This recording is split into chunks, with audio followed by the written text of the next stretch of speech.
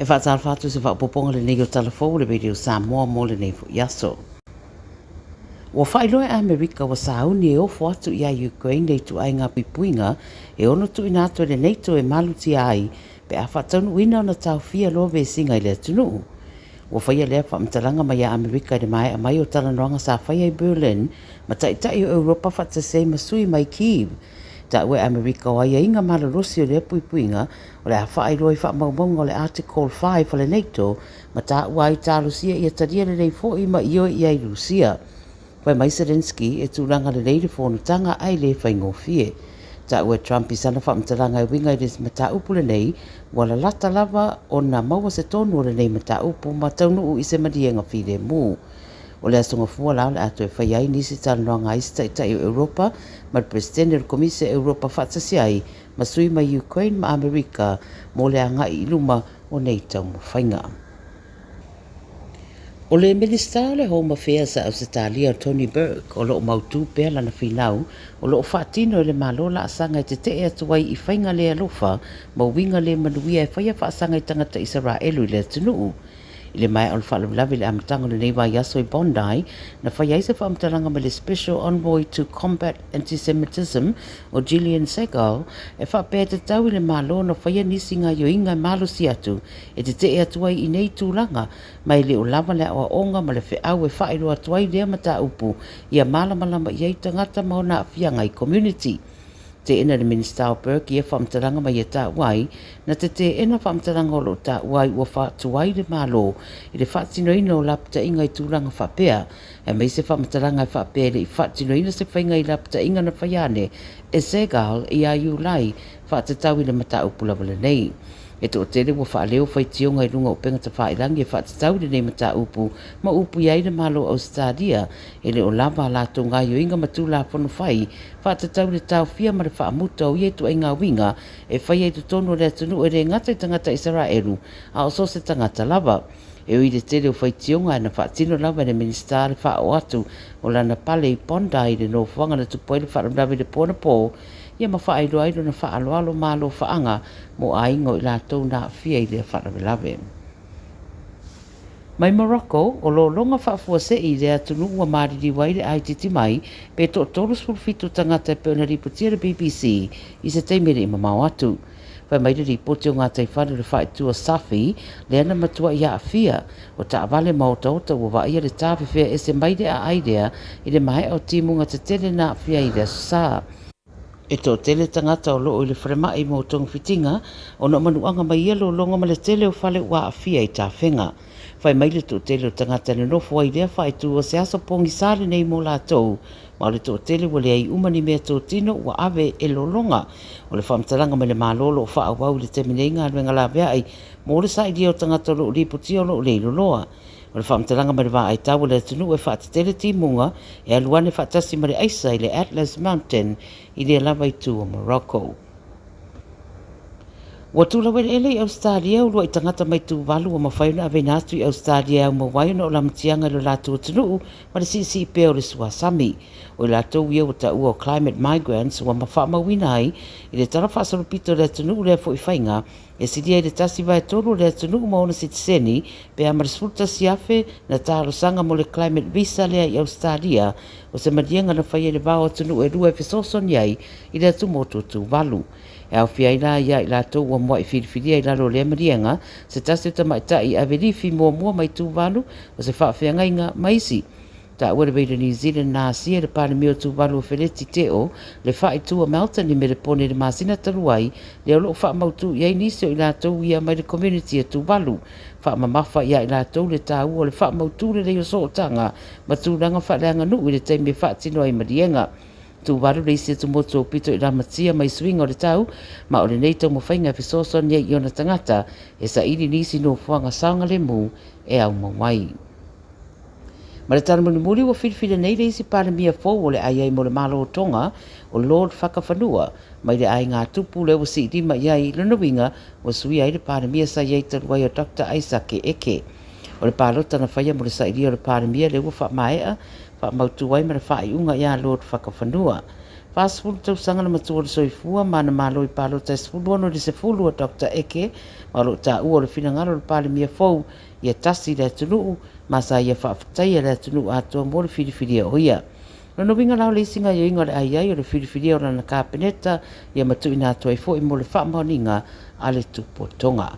Tala ia le radio Samoa mo lau whaafonga mai le nei aso soifua. Tasilima I Fatolu Amo Radio Samoa.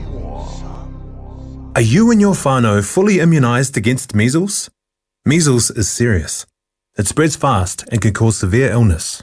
Your best protection is 2 doses of the measles vaccine. So, now's the time to check if you and your whānau have received both doses. If you haven't, it's not too late to catch up. Book your immunisation today. It's free for most people.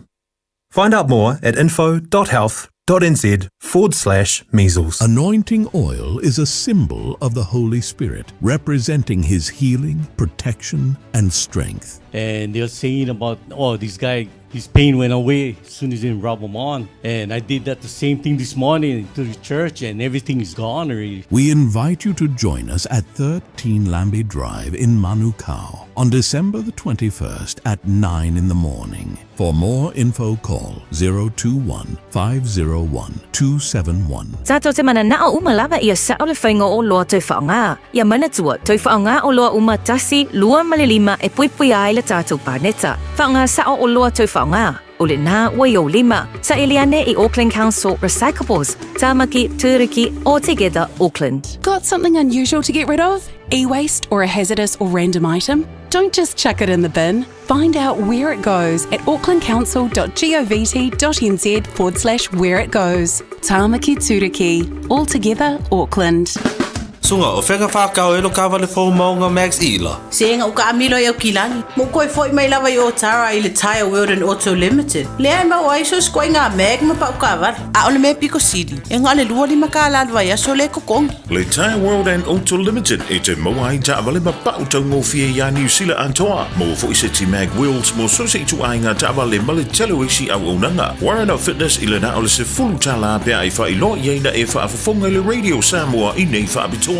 Talia wins quotes, cue cards, maisi. Wala le Tire World and Auto Limited I le lua fitu tasi tolu o mo pa o ta wale. Po le lua fitu wha tolu lua o mo le whale inisinia.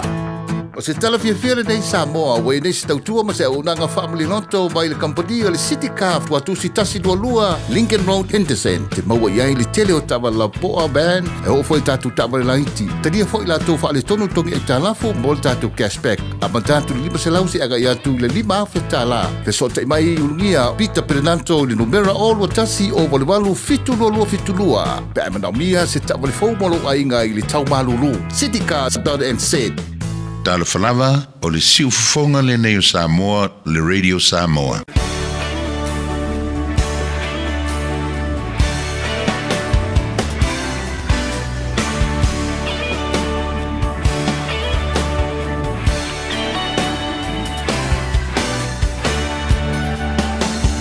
Usolela, susulu mai, mao manatua ai, la Samoa. Le nuu o te nofo ai Pe wha pe whea Na ngalo atu o I lewa ai Samoa o le penina O te fia I ai O solela susulu mai Ma o manatua ai La Samoa le nuu o te nofo ai Pe wha pe whea Na ngalo atu o I lewa ai Samoa o le penina O te fia I ai Hangi mai se matangi Se momoli atu ai Lo Lo fai la Samoa Matalasi Angi mai se matangi Te momoli atu ai Lo fai la Samoa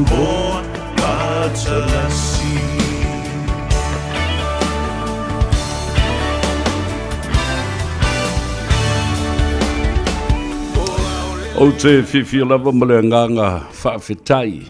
E toi ofu alofa ma whaatalofa I a te oe. E le nei fo I a so lua. Aso sfuma le ono te sema lua awhi lua se fulu ma le lima. O le whaua wina o le tautua le si ufonga Samoa, le radio Samoa sfulu lima I vatolu a mo I Aukilani. E ambalunga fo I o api o folinga. The Facebook page, le radio Samoa, the YouTube channel, ale si ufonga Samoa. Po feo lava la o lo I aile pa ia mawalunga o le hatu nuu. Ia le tafa o le lalulangi, ia po feo foi. O New Zealand Aim, le hatu Pasifika, Samoa, Australia, Hawaii, le hatu Asia, ia fa pe foi le malo tele o Amerika, ma le hatu Europa, o e fa fonga mai ai. Fa talofa, ma fa feiloa I ia te oe. Tawalunga atuai ia le au nanga foi ia le tofa ia fonga bua. Ia, po le ftelenga fo ia se manu Francis Ioane. Ia, o leo o tatu toi mafuta foi, pe o na masa niai. Le so onga o le Porkalambe o le ngā Gagaifo Faiva. Le tu ua onga ba le mandava o ngā ruenga. O leo o sfulu minute, o te ai nei le tu lai farm. Fa moe moe o lo maduia oe. O lau atinai, o lau ainga, o lau ngā ruenga. Ia, ina ua nganga e fo I le la, ma oso le mata le la, I le tai hao. Ala usu Samoa I ona tiute mo na whaiwalo filima. Ia, ai tāpua I nai tamam tina matua. Ia ma le whanau fo I le io I le aonga. Ia wei se fo I la tau o lo ngafa, ma le tautua ina o le loto I fale. Tiute ma ngā luenga wha loto I fale, nai tina. Ia mai la tau o lo ngafa. Bale whanau, ia mai se foi o nai tamam tina mātutua. Talo whalava mawa, wha malo atu le soifua maduia. Malo foi le whalau, malo le pale, malo le lava pale. Ia whapea foi le ondo sai I o tau tiute. Ma Faiva e masani o na tutofi ai I le aso ma le aso. Wha moe, I le nganga o le tua. O lo o lima te I nai o I ana ne I e te iawa e toe la vea. Masoe, pe manu a foi, ona o lo whaata mala. Ia, ai whaaftei le tua le nei a vanoa, o tātou lau lua whesila whai I foi, I lo mo le nuu ai le o tua le nuu. Whelua I foi, I pu e o manu ai le o pu e o mala. Tele tala, I tai au manuia, ia whapena foi, I tala fia, nei lo o tala wha noa, mapu e o mala. Awa, po lea lava singa le tangata e whenga I aso uma. E wana o se foi whae e le tau, pe a whai e le a wai lo tātu matai siri le langi. Ia e wha foi. Ia ma wha penao na tai tama I ngā ruenga o lo o wha whenga I lea aso mo lea aso. Whatalofa ma whaatulou fo I pa ia masani o le atunu ai maise le tātou vānu nofo le tāwhatolu, pa ia ma mamalu wha le malo, pa ia fo I ma mamalu wha leanga nuu. Ia ai ia mawalunga se vi inga le atua. A wā le pai sino le tala le lei, au tau o wheo I o le langi, le au whainga aluenga tutofi le atua I whata whaitau langa e fia. Ia ai maise au tau le ainga sa le vi. Le ngata la I whai whe au, le whato amata le ngaruenga. Ia e whapena foi, ia I la tau. Ua loa le soifua, o taase le ngaruenga le atua leo, ua mapu mai, I maota malawa. Le au whai ngaruenga mana I o la tau whaletua. Ta mamatina, matutua malolo, manu malo pensione, malolo retire, ia a fio maia. Yo e mapu baia ona o tele le soifua ma tausanga o tau tase le ngā luenga le atua. Ona o le tau wasu o swina o le puvai o le ola. Ia, ta oto atu pa ia I sa ma whainga. Ia te o tau o whale o polu o tō whinga.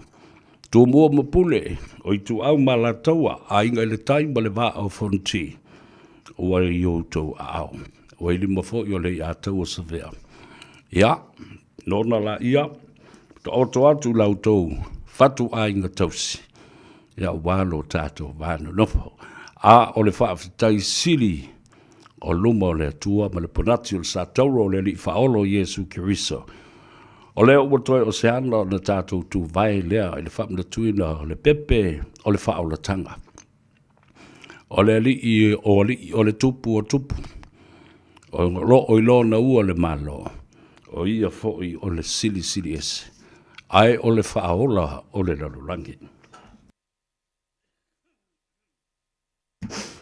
Whatalofa i lunga o le apio fōlinga.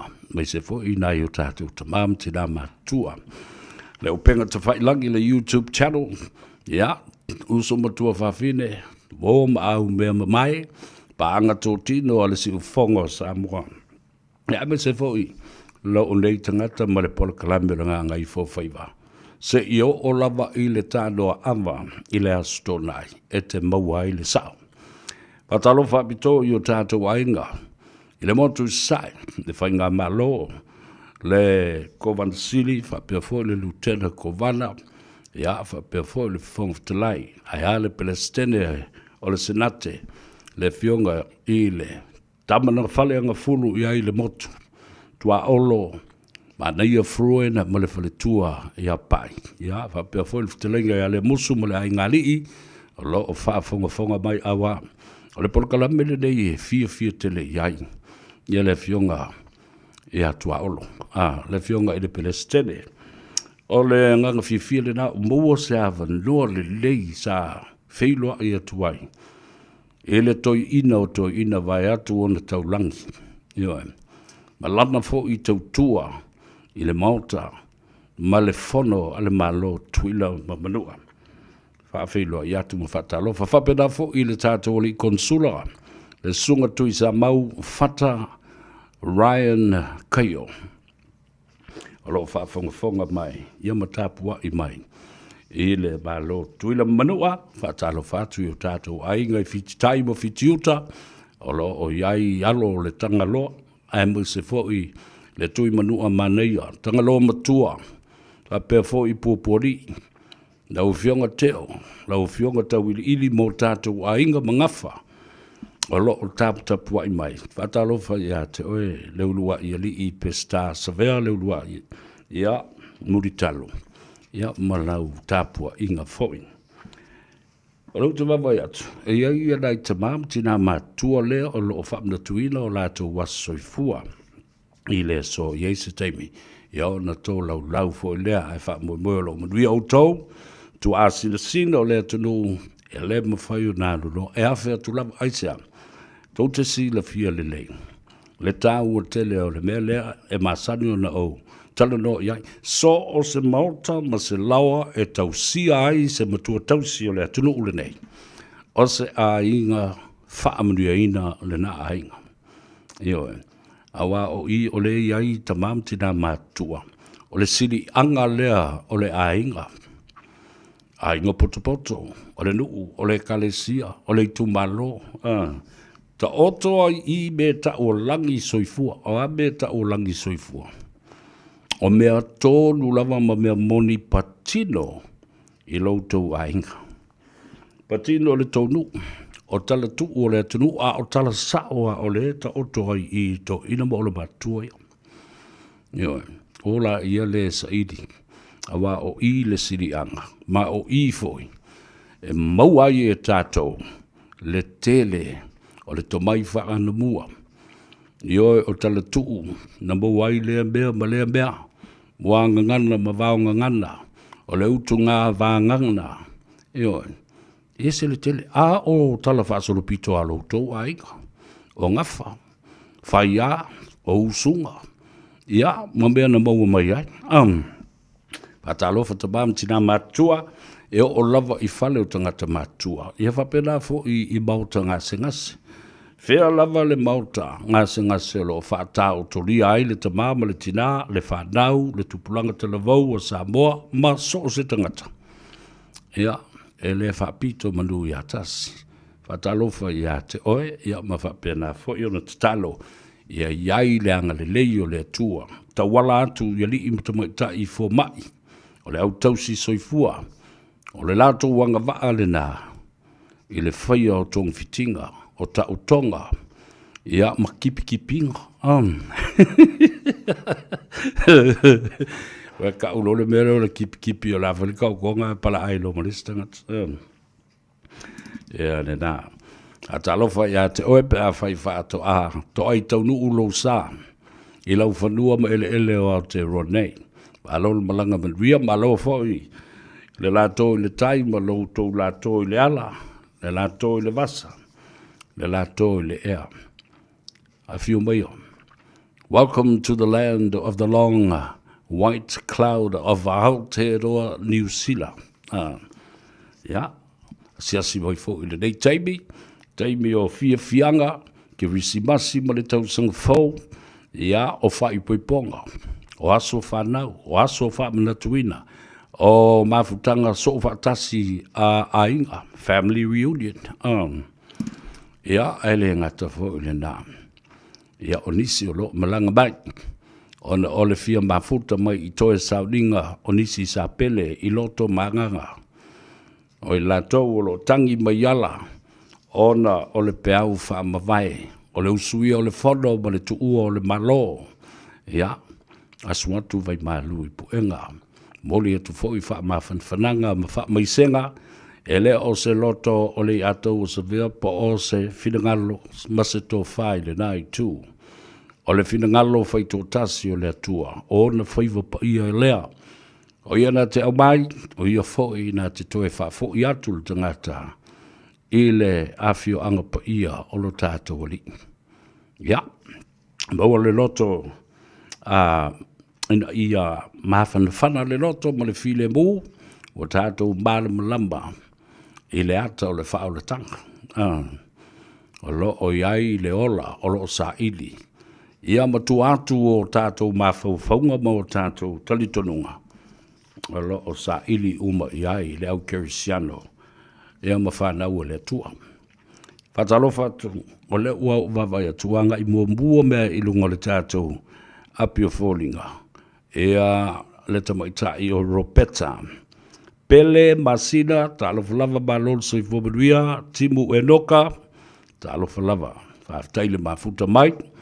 O le tamaitai o Kemi Motunga, malol soi fōmanuia. Sameme lo wā, whatalofa atu, o lo mai mua mai i nai kalihi i Hawaii. Ia o nā tonu a o lo o susu wai le sunga le whawhengainga to ina. Reverend Elder Tine Tali Ngafa, ia ma le whaletua ia moeawa. Ia whapea fo i le no whaalo ma le aingali. Ia mese le mamalu o le kalesio ma le pulenga. A le e whakasa i nai kalihi. Alice Brown, talofa lava, o le sunga ia tofi lau. Ted Stanley, o le sa tau ave le tofi, o le teitei fono, mo le fono faufautua mamalu o Samoa. I le tele o tau sanga wa tuana yatu. Whatalo fatu i lau sunga tofi lau, o e na iwa iai a inga o le mali e toa, a moe o lo manuia lau fionga, whapea foi ia le whaletua ia sina. Miti soli, whatalo fatu savea, lo mātou mata matali e tu foi. I lau sei lale ua mangu o whaku vai. E kimu mamalulu, ai mangu ele sei e masani o na manu.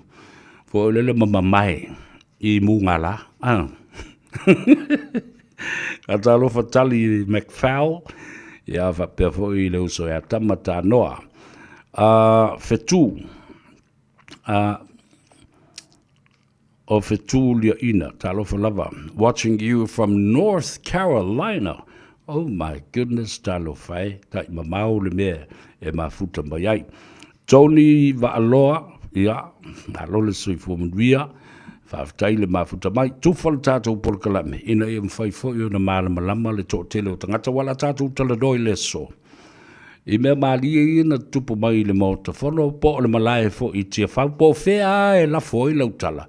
Po to tonunga le mu, o le li o lea o le mota whono, e vete iei upu o lea tunu i Samoa, ma le whale whono.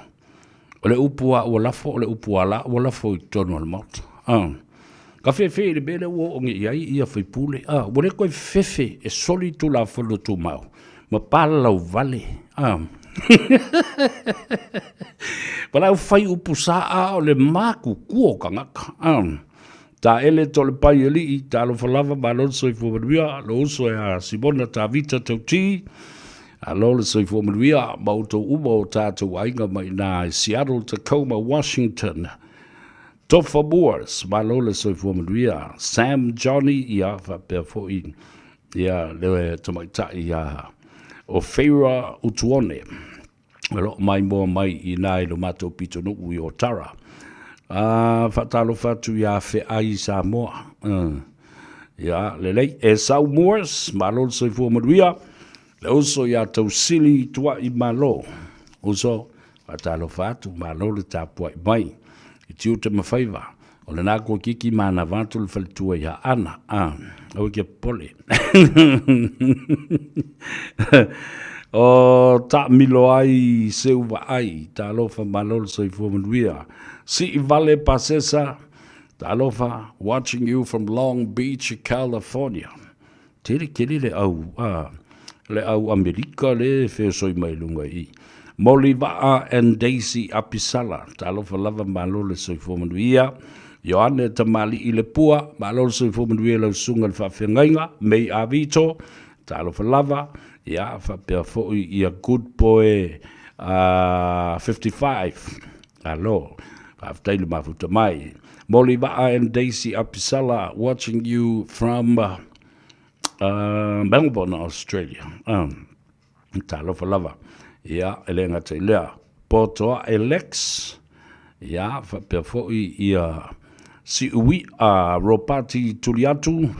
Kalama ainga maua. Whapewhoi Mama Ria Whangaima. Watching you from Salt Lake City, Utah, in the United States. Yafa perfo ile tuafine. Emma Jane Lawson has just joined us with all the love to your mum. Vai tupu to whaeono. Le tina le na tusia le pese le masani o na pese hei le I atau sa vesa upu ine na I tau sanga o tūna yantu. Fai mo pese vai la unga I se taimi la ta mai. Ia, whatalo whatu I Salt Lake City, Utah. Ia, o lo o whafonga mai ai le to tele o tātou ainga. Ma le mamalu o Samoa. E mai se o tua whine I le tamaita I a Doreen ma le whanau. Whatalo whatu le atau sa vea. O na tātou se e mai lea. I le tulanga wai ai I a le whana usu a Samoa. O le so. Ea, o le aso muri le tā walunga tai au. Le whono a le atunu. Le whono le pale mene. Le whono ma walunga a Samoa. O lo iai o tātou tai. Le pale mene. Ia me se foi. O lo o malu ai le fionga. I le au mamalu o le malom la na masiofu. Ia, whapena foi sui o le whono o sui tofia. Se o mai I le fionga I le li pale mia. Whapea foi sui pale mia e to olua. Le fong of the lai ba le sui fong of the lai. Ia whapea foi le mamalu o le kāpeneta. Ma sui o sui minsta. Po minsta langolango. Ia whapea na foi le mamalu o sui o sifona uma o le pale mene. Ia whatalofa I tūtawangai o le malo. E whafonga mai o wa. Le fionga I le whamasinosili. Honorable Chief Justice Simativa, Satiu Simativa Perez, o se wōma mai. A o a vea foi o ia, o se lo ia sinia I le atunu nei. E masani o le mātou tau whetuli iai, maisi foi uso sa mātou iai I le law school. Ia pole a wino le tula fono I le university au kilani. E o iei lunga I lono ofisa. A visidi iai lea vaenga, ma lea vaenga o le tula fono. A lea la ua. A vea o ia ma whaamasino sili. I le a tātou watunu. Ia whatalo whatu. Nau fionga I le whaamasino sili. A mese fo I ali imta mai tai o le whaamasinonga mawalunga. Ia mese le whaamasinonga o le mauta ngā se ngase. Le pelestene o whaamsinonga whanua mswafa ma sui pelestene. Bles tene lango ma le mamalu o li mtu mai tai o le whaamsinonga whanua masuafa. Whatalo whatu. Malo le soifua mduia. Whaaftai le ngā luenga le lei o le outou whatino. Ila ia mawhai o na fo i ai ngase si i atu o ai ngā Samoa. I mata upu tau Samoa. Ona o mea sina ale atu no whanua masuafa matua oi. Ia maletele fo i ao. O isi mata upu fo i le whanenu. E whakea e lesi tū oi le ati, e lesi tō ina i o, e whakea lesi ai. Nga wā mea uma o mata upu mana i awi o le whamsito. Lani le meri ua whakea i ngi ka ngaka. Ia, ai le pō pēr se no, e whapena, ia le tūlanga lo iai, ia le tātou whamsito ngai Samoa, o le whale mai ma le maota ngase fo i le nā. Alo o si i ngase i ai ia le atunuu. Ia pēa o mai ia whawhita uli e whete na i ai ia o tātou talitununga. E mea sina o ai o mga ufua i mea lisi ai. O ai o no fufua ma whaapipi lona ngafa ai le tau i ai. Marakele o isi mau mea. Mora soli kua oi. Ia, whapena. E ia ua kufua sui i le whawhangua o le whangua. Le aingwa le vangka oko le mea. Ia o mea e tutupu. Lo mai lea se tala fia i le so o au. Na malingi o loi mata. Ina ua wala au le minsta fau e sui tūlanga i le fionga. Ia anapu seve te i fuimono. Lea sa tula i mai o se tasi o minsta. O le whainga malo le whatuatua i le atua Samoa ua tasi. Mai le itu malo sa whatatas. Pita iane le toi pō se lilo. E le whaafonga le atunu ma le silafia le tūlanga na o i ai ia le whaamsinonga o tangi o le whainga palota. Mai i le tofa ia lea ana. Ronnie Posini, o le sa umbia le tofi whaipule o le tu malo. Whaasanga, i le tamaita i minsta. Ia, o le ala le taunu ungo nāmia. Nea fo ina manatu lava. Le tauna ave tua. Ma le talitonunga foi. A whai o morianga i o lo a momoli e le tofa ia le ana. I le fionga ia anapu. Ia ai whaliu foi anapu la tau ia. Momoli mai foi. Momoli anga e lima. Au mai. E matua wha maonia foi ia moli anga i e lima whasanga. Ia lea ana. Lea la ua pa u mai. Le tofi o le tu malo. Le minsta o le tu malo. Aia. O le ato o e whaile whainga palota le titi. E la stemi o na whafonga lea ele komisi. Ma le komisina o whainga palota le fionga.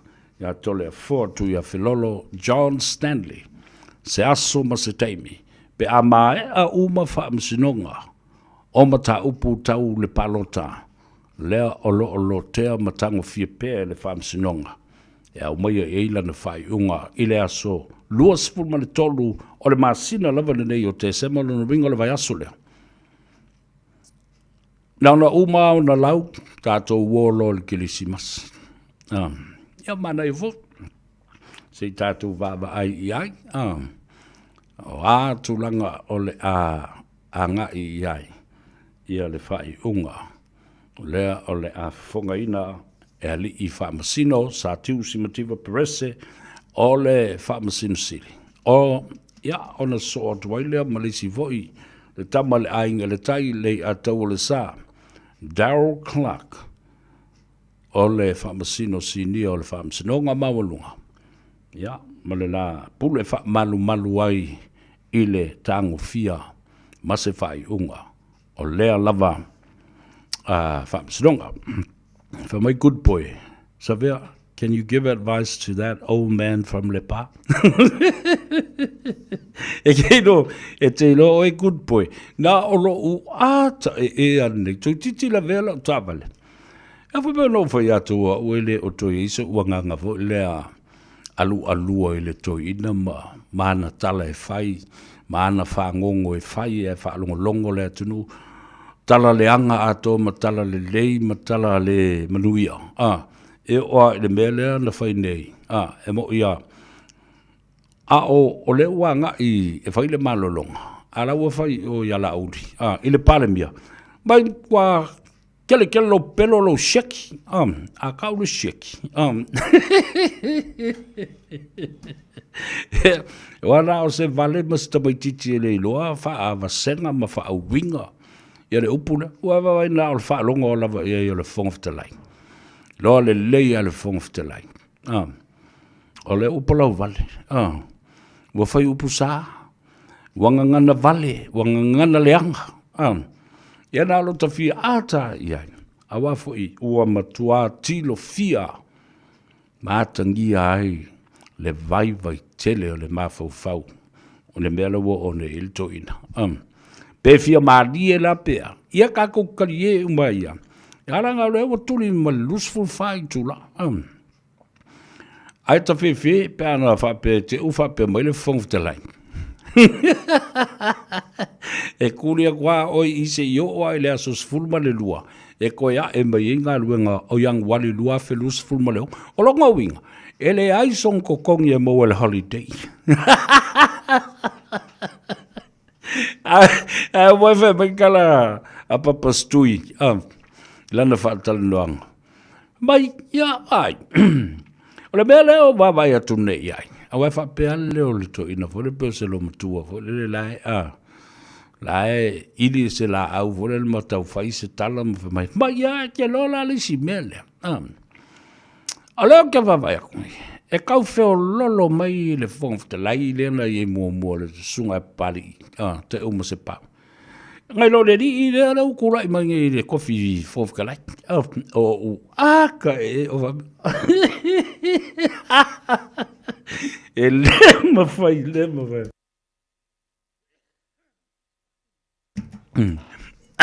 wa pera tan mele ta wo ile saudanga fo le lauli o to amana ia le pola motu mai tua o le to apo ina mai fo le a fai wa vaia ida le pola vai ma le policies tu e pele fa pena fai ai pea inasi na vale na e sauli matangi ma mori mai ai le malu o le savili ma fisanga o le fiafi kango klue koe apu ia ki muloa o kukulu lo ma susu ma fale tonu ato ai i le fareo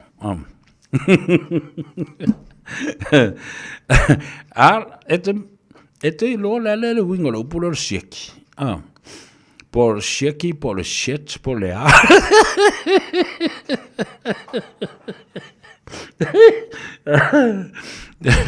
pe se fa colea le fingo le upu pe se fa singa po se fa colea pe se pico colea o ko inga pola vale ona apo me to inga el to ina le Sam Yone talo falava malo le soifum ria ete wati mayava ya mauto matufa le tato por kalamisi tato tali ye fo ai ile sauno anga fa min star no what tala le fono ile tai au nei na matua io o ai le launga ale fionga le pandia ile tulanga o le malapanga ma le fa ma ile o so solo nei tono le tunu o le fala au fa saina ma le foi la wo mo le fa ta o to le la fua ile fainga o meo test masuenga o toto o tangata. A mata mai le kapeneta le pale mene atoa. Test atoa malauri. Ale ole na foi testa malauri i e palau vale. A wale mea le fai e tangata e. Wale toi lo fa vasenga foi le mea. Ia i o lato mafau fau. Ua matua i noa uma. Lea ia se stangata sili atu. Nau lo o I lātou, mo lātou mafu whaunga malangona. O le upu ai mana o e lafo lo. Wa pei o le whana fo lele na masangi e lunga pālo ai le lopo o whele mea lea na whātūtū ia I e whana. It was like a gun that you just lifted up and shoot without aiming at all. Where was the target? Wawaila e toi ngā mionga ia. O le target, po whea, le mea le whapai, ua whapū sa lau, fo le pū sa lau, o ai ala ka ngaka I la ve ai.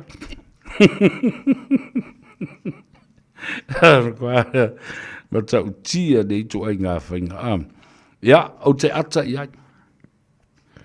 Mana tua, o lai mālama lama le lei, ia le toi ina, I tu la whono tu mau le mauta. A o loa ina malele le fionga I le pāle mia, I lana sau noanga wha minista, I lei seisi e wha lawe lawe.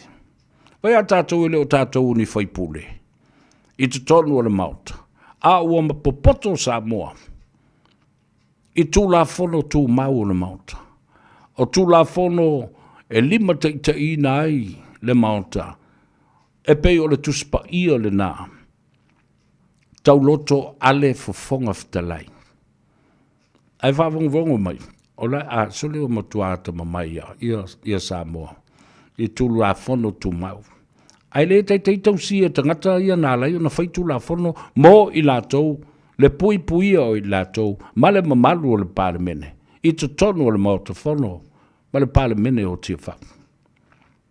O le no winga, o le matua mai mau o le teimi e whai e tula whono tu mau.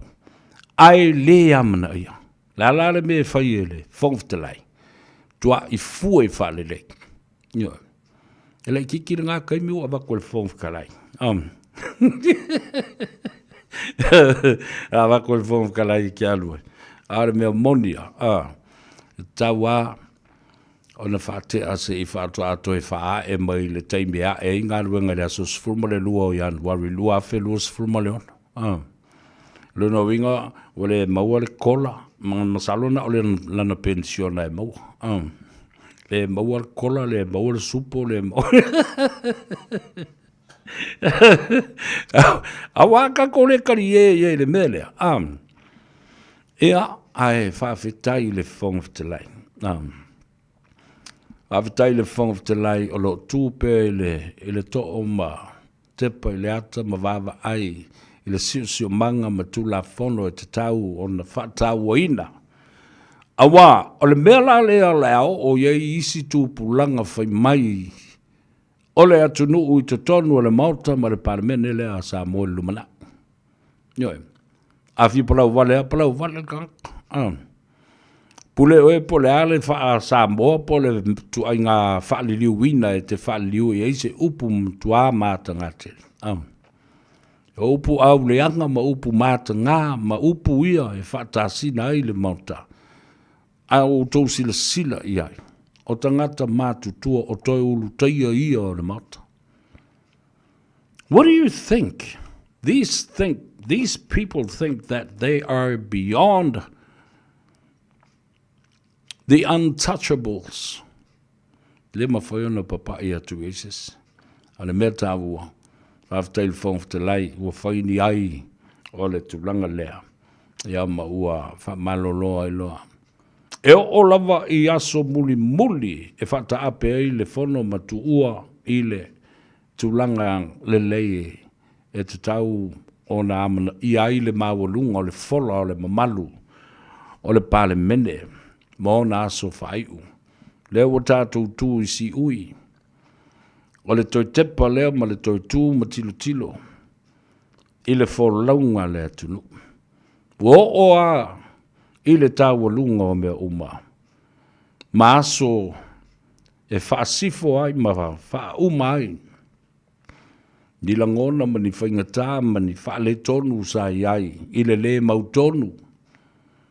Ma le whetoto ai o le mautawhono ma le pale mene mai tū whaupu whai ma sui uswhona uma.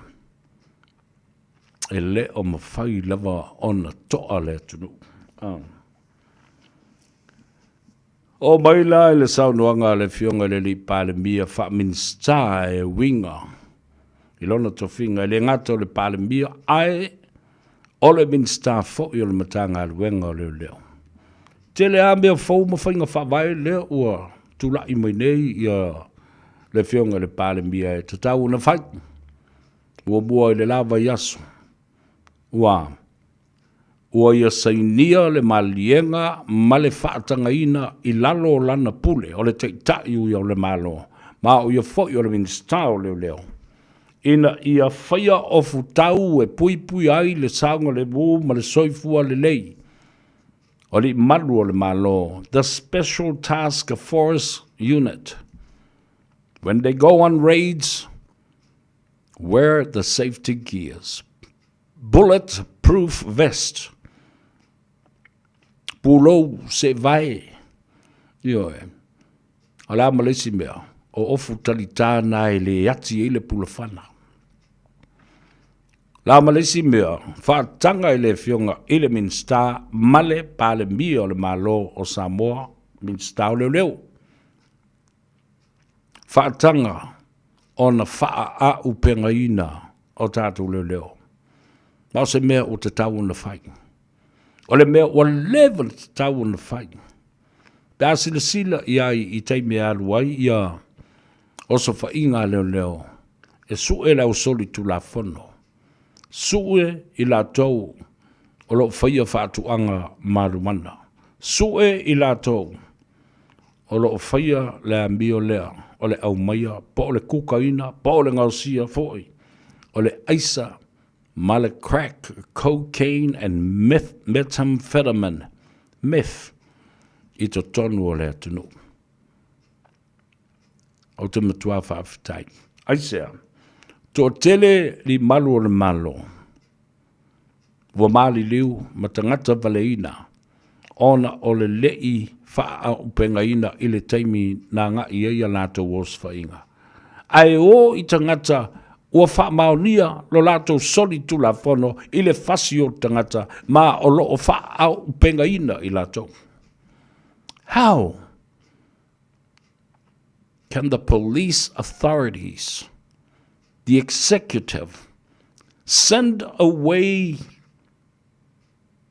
the task force, the special unit, on raids or searching a property for an offender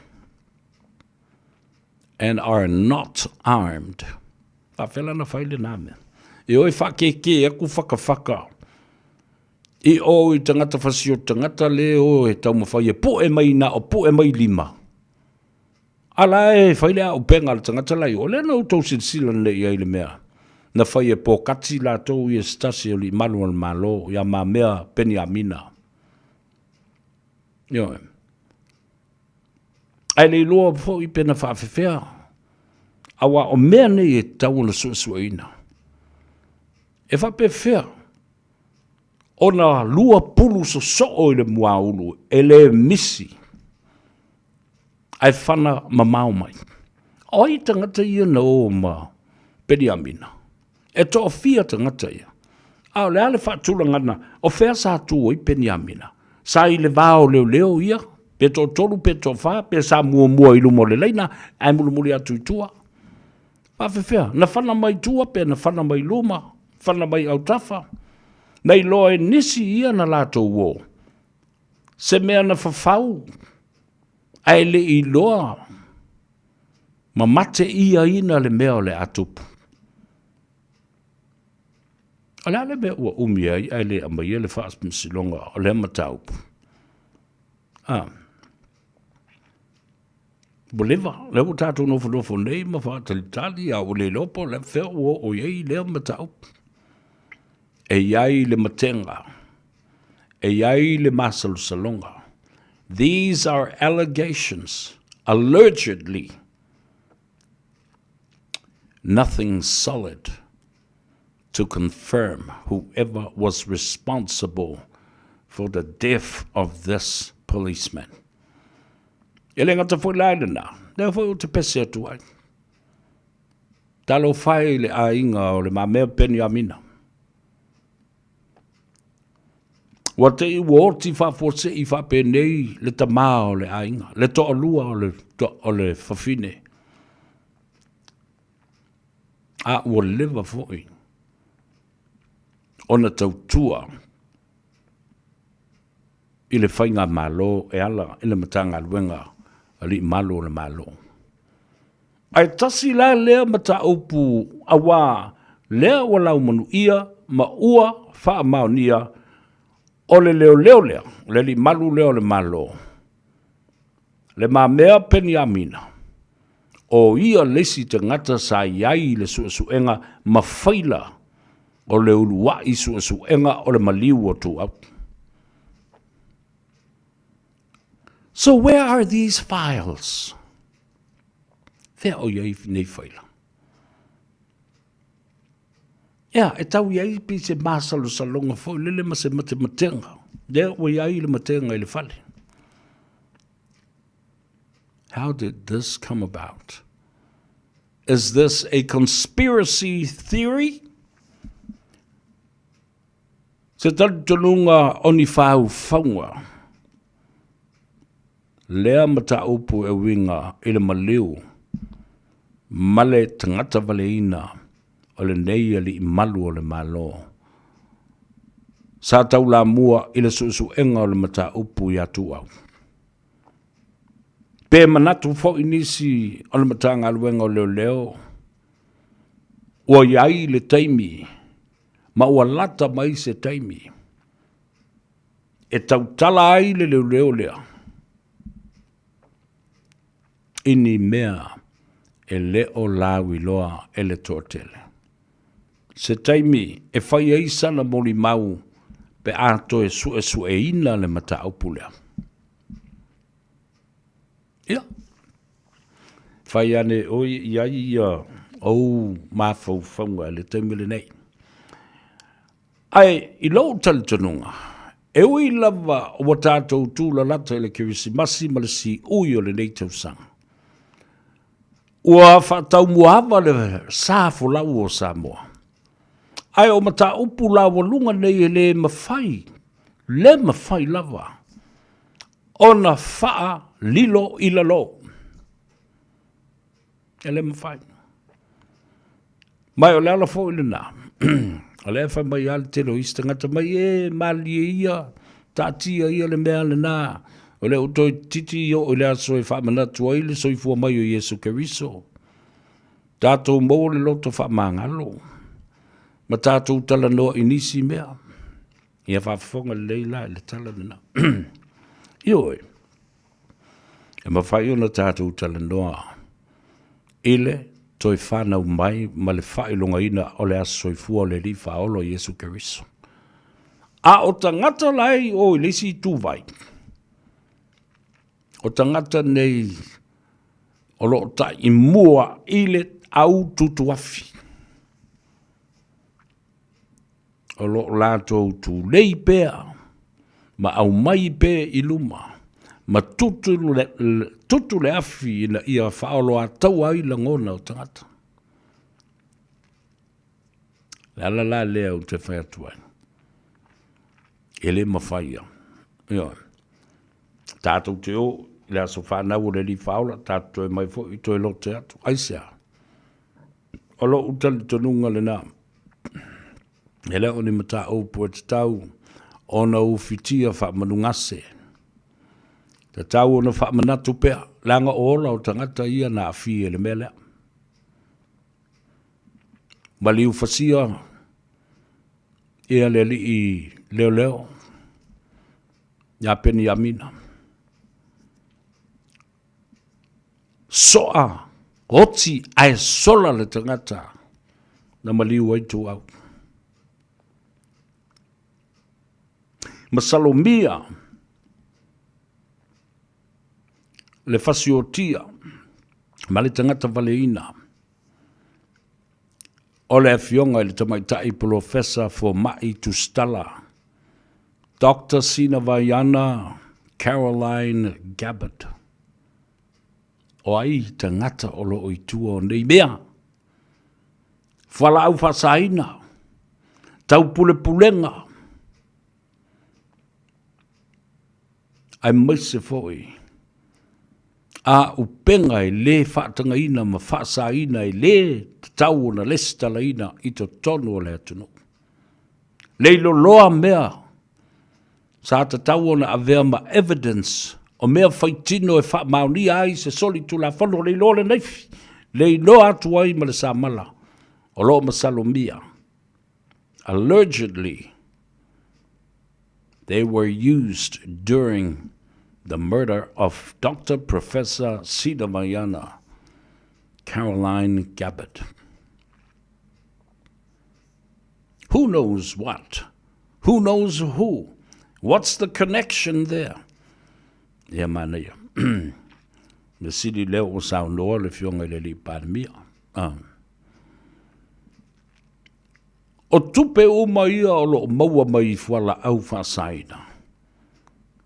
These are blood money. O tupe o le toto. Ai talo whai ile meo o so solo i ai. O so solo i whanau la iti. O luma na i o Samoa mo ata eau. Pape whea na tātou tau fia. Le wha mai lea, ma le afi ua mū sai. A leo sao noa le fionga le li paramia. E le toi ma whai e se whainga malo o na tūto tasi na te whaia na o na ia le malo.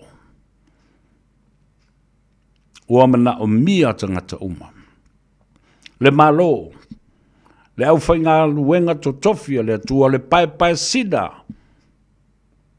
O le tala le lei ma le ainga sa le vi. Pule ngā li i ma whai pule ma malu u whale u polu o tō whinga. Whale tua ma tausi. Ai mai se fōi. Le awa luma o tale ma le awa luma o tina ma te mai tai. Te yo o i tūpulanga te le vau. Ale mea tā vua le nā. Le awa o toi whalongolongo atu nei ai. Ua toi whaatu langa mai ina ia malosi le tu la fono o le Village Fono Act a Faiva se lau iwa se fulu, 1990. Iwa, le umi eo na iai o lea foi tu la fono e lima ta i nai pulenga mamalu o li i mwhai pule. Fale tua matausi ma komiti whafoe o nuu mafio anga.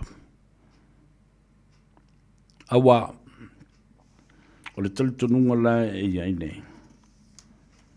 Olo o iai fo inisi o pulenga ia li ima fai pule. I lea i tu malo manisi o i tu malo manisi fo i o afio anga. O la e lo le leia istangata. Olo o a afia ai i lato. Au te matua i ofu. Pe a fai o le winga lea, ma le tali tonunga lea, o le a whawhea la o na manuia. O tātou nuuma a inga ma e kalesia pe a fai. E a fua mai maunga le manuia. O i lātou i lalo ifo o le pulenga lea. A o lea e tau solomua la inisi. O pulenga li i ma fai pule o nisi o i tu malo. Ioe, o lea o lau manuia. Lau manuia le iai o i lātou o lo o a fia.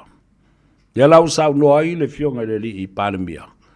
O ta tau o na amana ia.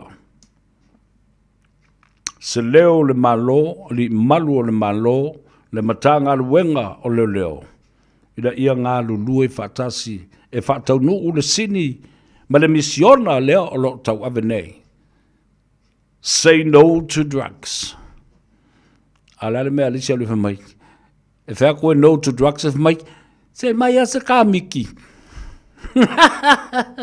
Fa mai e mangoki a. A oangi la ngonga pe a mimiki a le mea pe, ke ngofofo i ingu le mea pe tui, vo le mea i lo kingu. Ma si whakai kai. Ta ino inoi. Au te matua wha moni le sau noanga le fionga le li paramia. aua la ne i o tātou sa'i ai ma whapea. Le ai, o le tātou tiute tau ave whatasi lea. Tātou whisosoani e pui lo tātou loto i whale. O tātou whanau o tātou wainga, o le tātou nuu o le kalesia o le itumalo, ma te ngata uma o le atunu. This is a collective responsibility for every citizen of Samoa. Ia nau manei, a matano e a fuki e whai test, a wā e tāua tele, la tātou wō, ia ona e tātou telefou i mai whanua, ia i le ngana, le ngana Samoa, le ai. O talai ana tāpena mai e le whaletua o le sui fo o le Radio Samoa mai i Sydney au Sentandia. Le whaletua ia Miriama Pomare Alalatoa. Usi mai le whaafonga o le toi whaafonga le iai, ma le whaasalawina, mo le teipu muli o le nei asolua.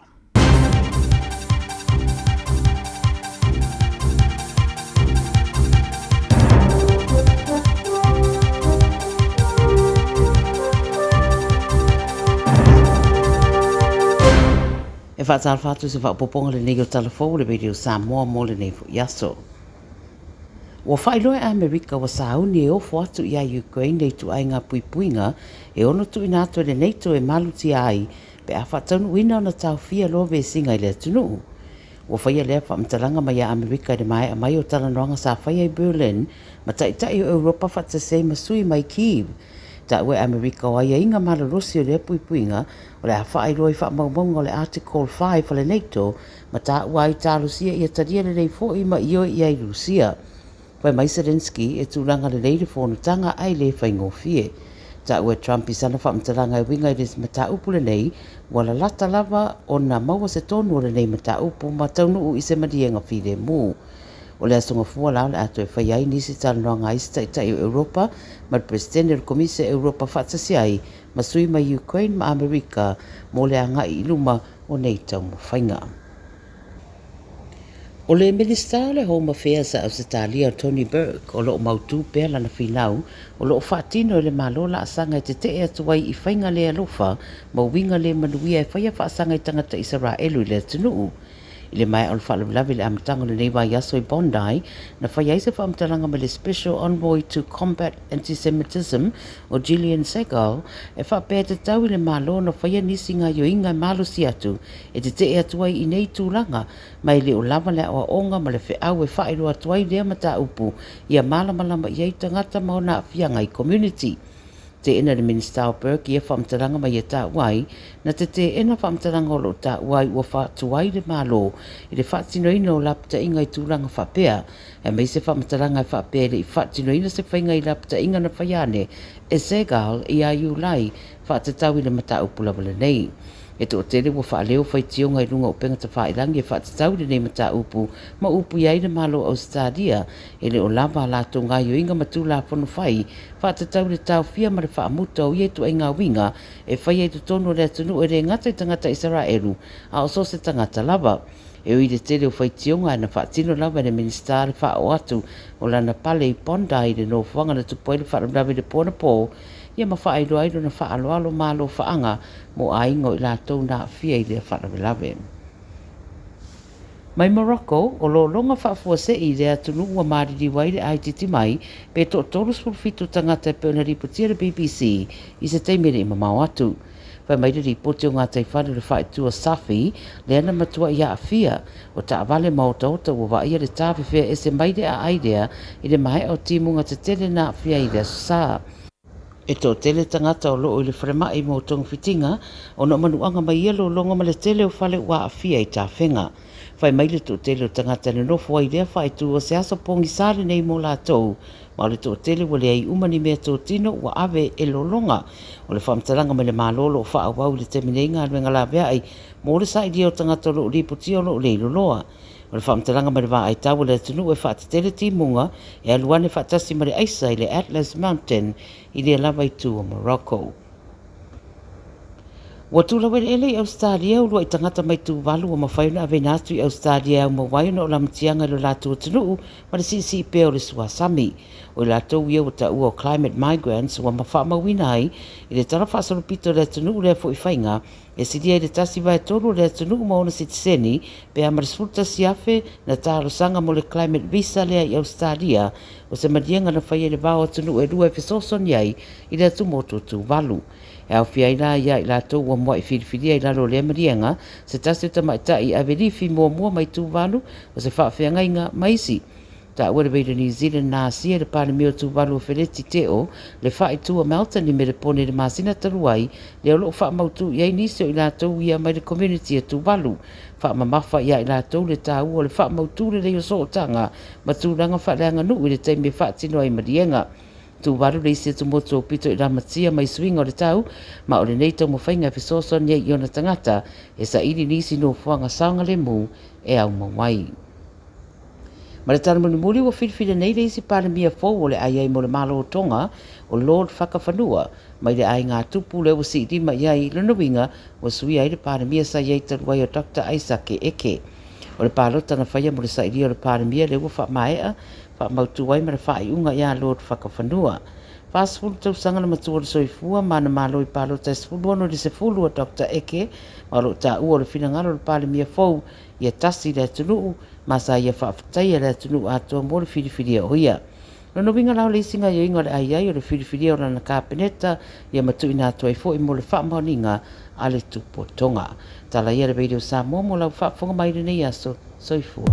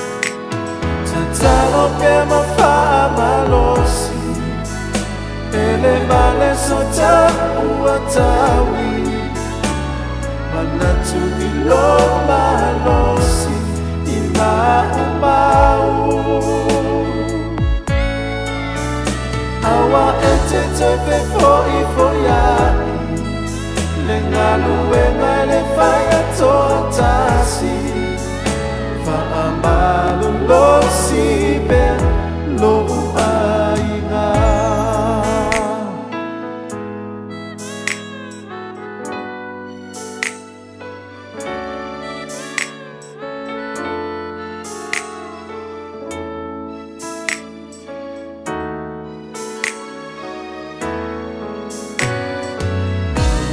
la utatalo Olo ulea manao Lo aingai tato ono sa imai Lo afuni mau Lo aine ita fele au Lea sosili Lea uwala tamai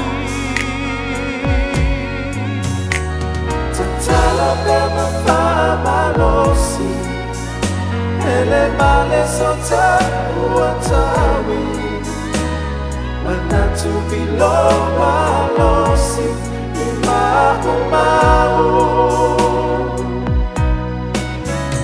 Awa ete tope poi foya Lengalu engale faya to atasi Fa amalo lo sibe lo ainga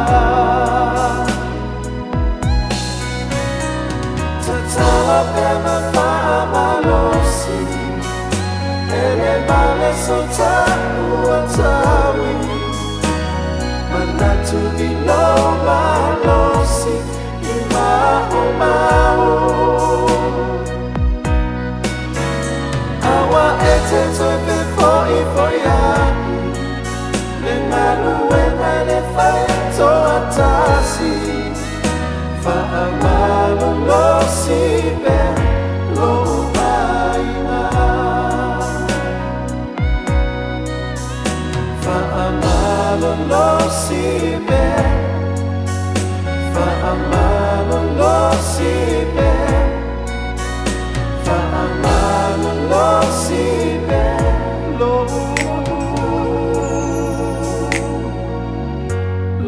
ainga E ale na, le siufonga malie o le tamba o le ainu sami jo fa i lua. Ia, whaanofo fi malie i fo i oe, ia male manawa o ngā ruenga, male ngā ngai fo Faiva o Samoa, i le nei fo i a solua. Ka moe, ia, samru i o le ngā ruenga, laua tina i le so. Le so sa au whiloa i atua i fo i sitasi fo i o uso ma au mea mamai, o le tofai a sa le aula. Le vaupolo mata afa. Ia, o i la nei o lo ona ia le tasi fo i o tautua i le atunu o wale fonga tau mafa o le ulutoa and sons. Ioi, o vea lava fo i lea au onanga ma lea tautua o lo o tautua i nai i le atunu. Ia e maise, o se atina e le lei o lo o whaafainga luenga umai ia tangata lava ia tō tino o le ainga. Ma o le mori mau o le vaupolo. O se tulanga le lei lea. Ua malu ai ma pui pui ai ia le tulanga le lei o le lātou pisinisi. Ia whapea fo i le lātou watina o le whale ainga. Ia ona ua oa o wina le lei tangata o le ainga. E whaai tete ma wha alo alo, ma whai wha le lei i le pisinisi le ainga, o le ngā lulu e ai. Ai, ua ma vai futia i le telo tausanga ualu. Sa le iai se whaatuatuanga i tangata le ainga. Sa iai tangata ese sa ngā lulu e ai. Sa sili atu o na polonga ai, le telo tupe alu ai. Ai le wha maoni. Tele le au ngā oi. Ai o le mela le iei le ai ngā vātu fo i taulangi o le. O le ftelenga sa le aula ma le tō whai a le vaupolo. Wa mai, o le tā ua o le wha mau popo mai o le anganga ma le loto o tangata umo le ainga e tau o le ngafa e le inisi ese mo lātou māla malamai. Mai le tele o nei tausanga ana le wha maoni ma whai wha leile pisinisi le ainga. E le tūlanga i se vaenga māwalunga wo o iai le fola o le tautua ma le aunanga. E pei ona iai la ese wa whatuina le ngata i nai o tāhuhu ia whapena fo i Avondale. Ia manisi fo i o aunanga pei ona iai le sunga ia mata afa sani. Le Sunbell. Whatalo whatuai la i le tele o a fo i o pisinisi ma company a le tātou lava tunu. Awa, o le vai aso atu i o na tua. O le autou vava ai meu o atu i le atau o savea i a te oi. O le tātou tala noa i se awale ma whai ona fisosodi atu ai le porkalame le atau o savea le ngā ngai fo Faiva po le tāno ava po le alava sisi porkalame le Radio Samoa. E ma whai ona fisosodi atu ai a te oi. Ai fisosodi mai fo i. Lau pisi nisi ma le company. Ele Radio Samoa. Awa o le mea le da o le ua wha a malo sia nei. I whainga wha vai le malo. O le mea ta o le Private Public Enterprise Partnerships. Ina ia ngā lue whatasi le malo maona tangata. Wha pia fo i tūtino ese wa o le ua sao loa le fionga le li pārmia. O le malo, nā te le toi whaia tō tasi na o na ia se mea. E mana o mia le lalango mai o li ima whai pule. Partnerships. Whai paanga. Le kalesia ma le lotu. Awai pei o le tāwhatolu ia. E te tau o na tanga i ma sila to toa i ai. E ati na e le lei ai ma manuia le malo ma tangata lau tele umo le tunu. Le malo tangata lau tele le pulenga ma malu ali ima whai pule nu uma fio anga mai tu malo. Whape nā fo i ma le ngālu wenga a le atua. Sunga i whawhia ngainga. Le pāpāsina o le tala le lei. O a uma e ka le sia o loo iai. Ua amana ia e le malo lo tau sao. Ta ui o nā mea. Nailo o le tele o isi tau sanga. Ma pūlenga sa iai le fast food tau sanga ua tuana i atu. E pule lava lātou. Ua nā o i lātou lava. Na paua leo le mea whaalongo tangata uma. A o atu loa le tala mai le malo. O le mea le tauna whai tā momoe. Whai le mea le ale ai. Ia o iei fo i matutu unga. Ma mea e whaale tonu ai. Peila o mea i o pule nu. E la stemi o tala noa tu i mea na. Fast food tau sanga o tuana i atu. A waile i lewa nei a nafi. Na tāua lunga i ai press conference ma whailo inga matustala. Whatasi ai ma lea tu nuu a toa. O pule nuu, whatasi ai ma sui o tamaitai. Lea nā o whanga po te poto. Ma whailoa i ma le fionga le pāremia, le sui pāremia. Ia whape nā fo i le minstar. O le tūlanga o tinam tamaitai. Anga whasotai mā tinae. Mō le manuia. Social development for economic growth and sustainability. O se atina e mo le atunu. I le tele o nātau sanga. E tasi a le tala atu le epa. I le tō tele o pule nuu. Ma sui o tamaitai. Tā momoe. E oi whai le mele. Ale ai. Oi nai tuli ei fo i ma le pule nuu. Tuli ei ma le sui o tamaitai. Ai toi whai i le nuu. O e toi whini mai sisi pule nuu. Ale mali e tule epa le pule nuu na. Ma le mali. E le ma whai o na. Wha ua wina le tofi le na. E isla se teimi na. O papa i lola ia lea i ai. I wha whita uli na tula i mai. Ma le la unga ale pale mia. I sui o sufono uma o pule nuu. Ma sui pule nuu. Ma sui o tamaitai. E lima sfulma le tasi o i tu malo. Alfasisi langa le nei. O le aso sana se ima vai atu nei. Na tā walunga i ai le fitu aso o pespesenga o le kirisimas. Ale e kalesia o le pua seisei na tali malo.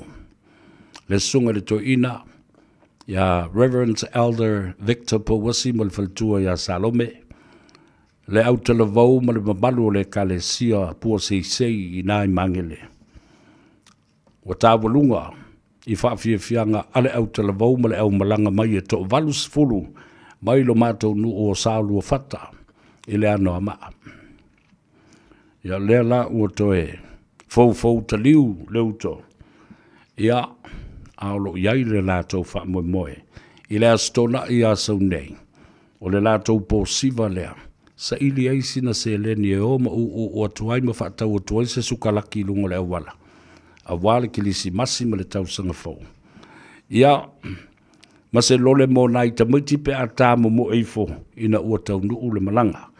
A watu le wha malo ma le whaaftai lau sunga le to ina. Reverend Elder Victor Pawasi ma le whaltua ai mai se foi. Tulanga tofi o le kalesia. Le mamalu o le kalesia. Malau tō wosi ngā taulanga i le talinga mano. O le sifuru ma le fitu wai lea o tau sanga. Talu o na whaipaanga, le pua sei ma le ekalesia e whakasā i mangele, ma le siu whonga o Samoa. E le whaatinoina, ma le whainga paanga o le whaasalawina o pespesenga o le Christmas. A malo whaaftai lau sunga le toina, o le tatalo ina ia whaawaupea, lea whainga paanga i le numanai. Ma ia whapena peo na maua le soifua lao le lei e whaawawai le tautua. E mana tua ai le soifua mai o le tātou li whaolo Yesu Keriso e tawala atu i pespesenga ma whainga paanga ma le Radio Samoa. Whatasi ai manisio au talavou sa wala au lia i le telo tausanga mai Samoa ma New Zealand nei. Whasisilanga tāua lale nei mo ainga uma le mawhtanga sao lua whata mai lea noa maa i to tonu o New Zealand nei, ai mai sei au kilani. O lea au le toe taina ulu whao. Ia pe au te toe sasa ina fo i le whala e pei o le Faiva o poula. O te le toe aufanga ina fo i le niu loa. Pe au te toe pau ina whaatupe muli o taula fonga. Awa o pa ia lava mai le vavau, e o lava i le wha vavau. Ai whanga fua ia le tūlanga ai sei bangalo so mātou leo. E whaingatā o oe Samoa. O le la au e mawhala o na la. Mai le eifo i se poto po se vavena te toe au talaina. Whaalau paongo pe toe au ina fo i whaai a ivivia. O wa o pa ia ua poto a o se ala o. Tulou na lava. Whaatulou fo i au na pa ia le tua i so se whata whaitaulanga. O lo la tu fa no manu o wa se manuia mo Samoa. Maona tangata. Ai fa I fotonu le fuiniu le lapalapa. E le pa ia mavolunga I alo matama whadau o sa lua fata. O ngā whatau tupu ai maise ni o paolo e balu ai le nei nuu I tu e fio au te ronei. Pa ia lava lea I le su o tangaloa masang poltele. Le tau fia ma le usoli I fa pia fo I le ftelenga ya sa lua fata. Ma le nofo I tu ainga. Ai tainane fo I le nuu pa ia o tulu lau tū ma te wai lilo. O sina I nei le ngalu ma ua ite fo I whanua lalo. I le wha moe au le sunga le wha whengainga. O tanga loa, ma sanga pultele, ma le fitu aso pespesenga o le kirismasi.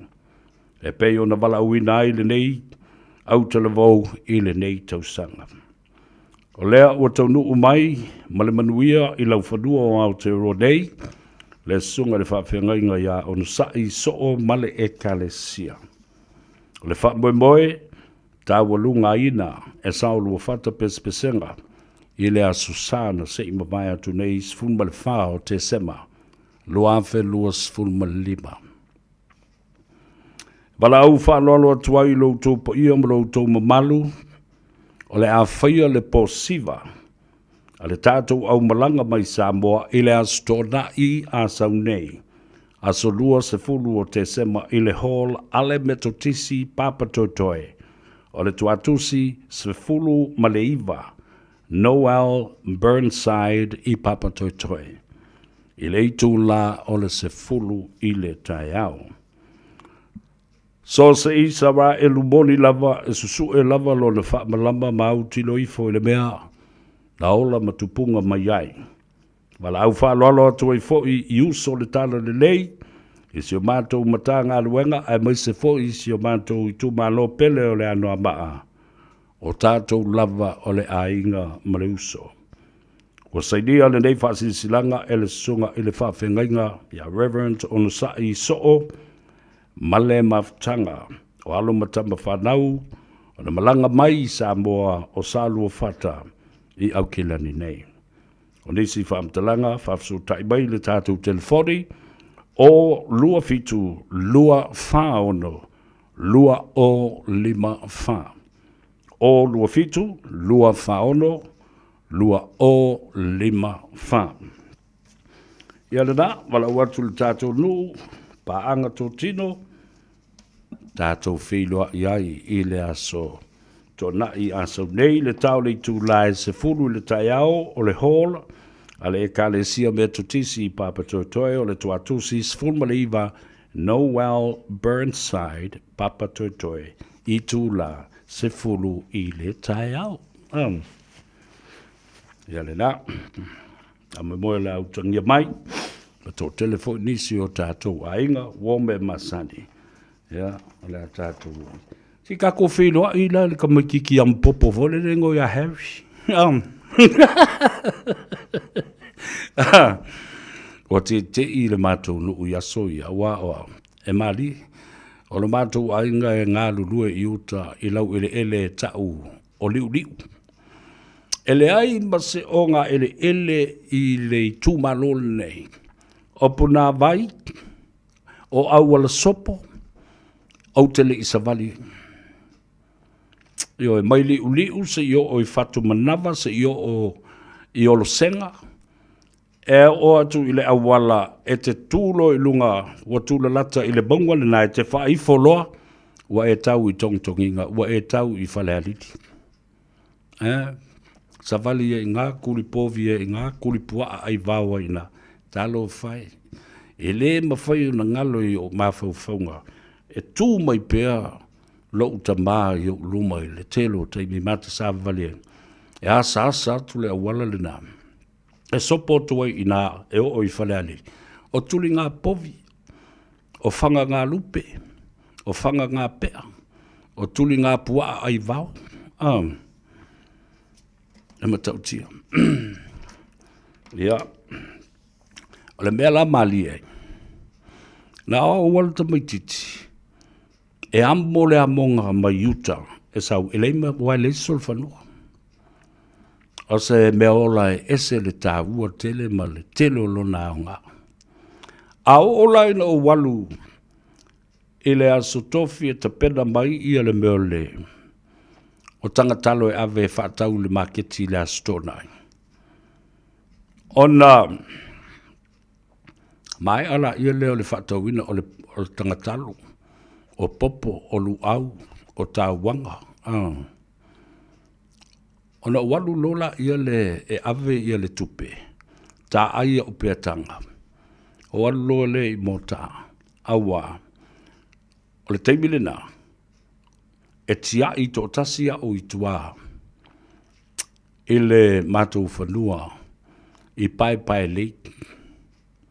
I sola ua. O le ngole nu. O le sosolo i le ua. O le malae le e tau o le malae o le toto. E lua i ai malae o le toto. Ia Samoa. Le malae o le toto wa le malu ma le mea ma lo la fale na to ese. Ma le malae o le toto i mata utu le whanga. A o le malae o le toto i pai le. I sola ua. E o tō mana tua fo i le taimi. O le anga pā le taua. A tuna mawhata ma le tama hulu masui, le tama le lātua fine. Na o aila ia lea, o tuna mawhata i le tui manua, alofangia. O lea le a whaile taua ine i tu tuli tonga, whato i lalo tonga. Mau ese atu malau whanua, malau ele o Samoa, monongi leanga ako ai mea Samoa. I tangata tonga, ma tamalo tala i whai i lona vai tau le vevela. Ma lona saua i a Samoa. Ona au mai ai le tangaloa e tui manua. Au mai ai e tui manua, lana whanau le nei. Tangaloa matua, puapualii, teo, tau ili, O mai nā o e whesosani le tau lea. Whesosani ia tūna mawhata. Ma le tama le lātua whine i haul masui. Ma isi sa mo uma totoa sa iai le vai tau lea. Ale mea lana na tupu. Na tau nu umai loa le o wa au tanga loa matua. Whai ei loa ma le tonu.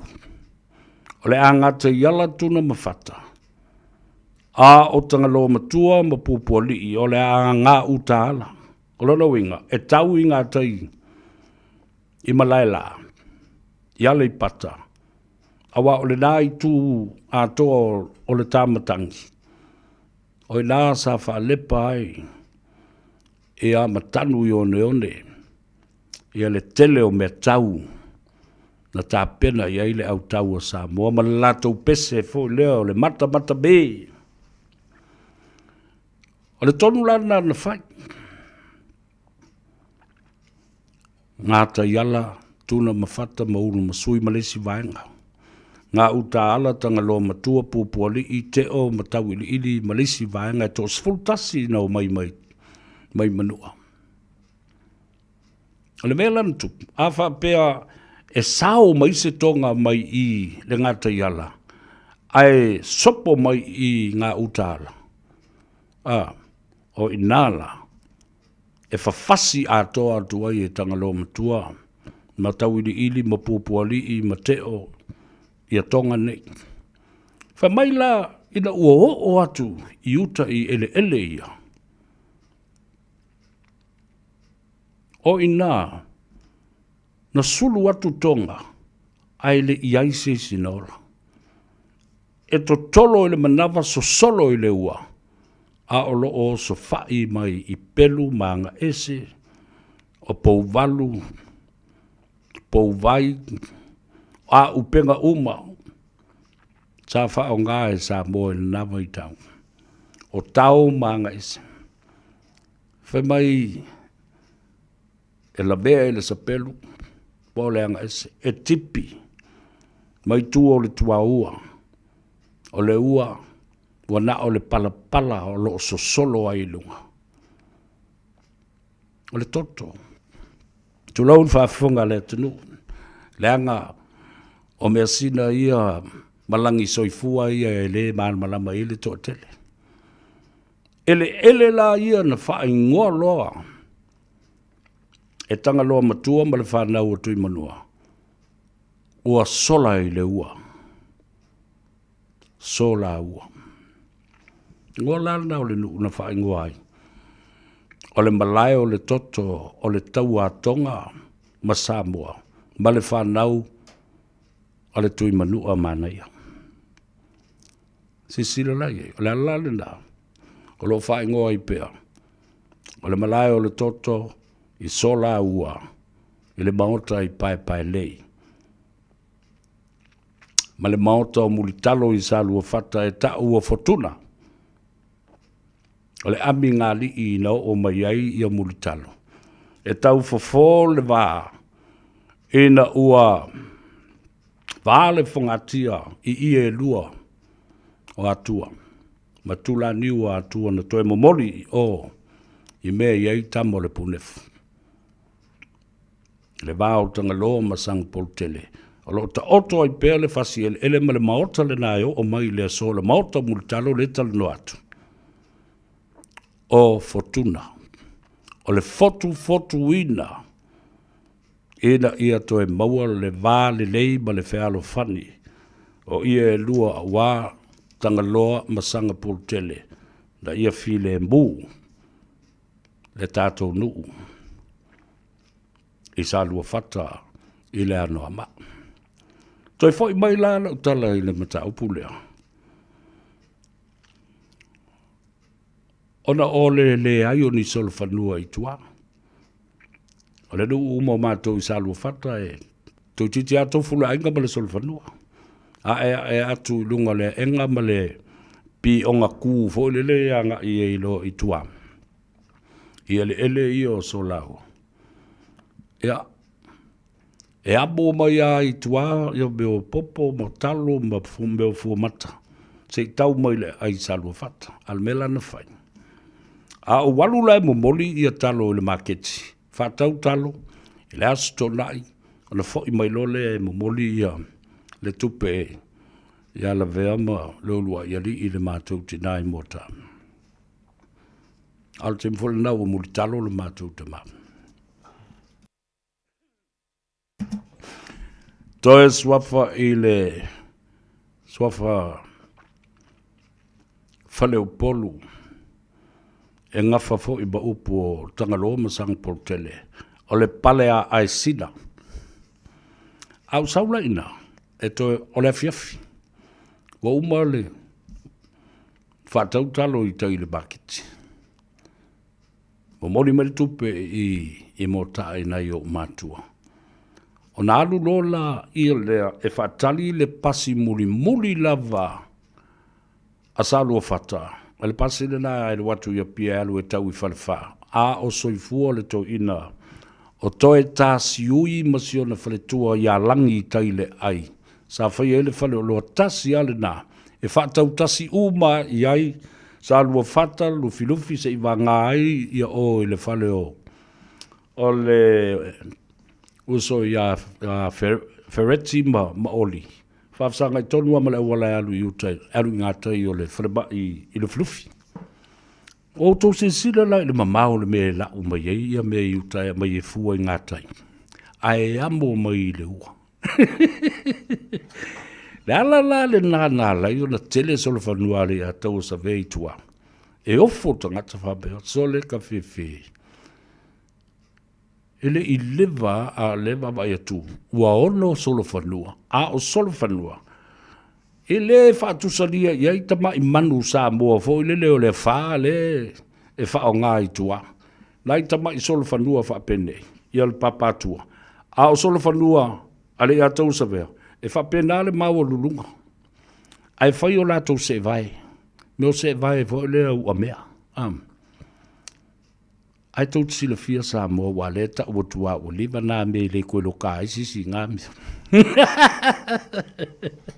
Mana tua lo mātou whare le babau ma le ala kalapu. Le mea e whai eitu unga solo whanua. Oi nā fo I la e masari o na no ai manu o le to ina o tau pe nati. Le si fo le na trainer I meo sol fanua sa ti e ia se ana whana o taula I titi ma le tamo pi ima. Oi nā fo I sa no ai ma tausi ai ma sol fanua ale sunga le mali atoa tanu ma fili. Ta e ale sol fanua ma tau tia sa iai ina e ngo ia vai lise. Ia e ai ma le sol fanua ia pautalo. O fa pela utala. Muita fefe. Aman tu ele ma fai ona e so lunga ma titi so. E ta tau na alu ave so o sol fanua nei o manu papalangi na watu I fafo. O si ampini fo nei o le ta momo e mawai tupe. E o tu tanga tai peti e le ala kalapu. Yaso ia o fai tu ngā sol fanua. Ila mātou nuu ele apia pāki mota. Mawai ala. A mane la so fanua e ai le vao palangi ma le fuasaina nai tua ina o le pā. I lunga le vai. Ona tu ele ina. I le ai seisi e manatu e na nā ma ave whaangau se solo fanua. Ai e te am. Wa ule la vā polonga i le ambo ina o le tele o a monga mai tua. Ea.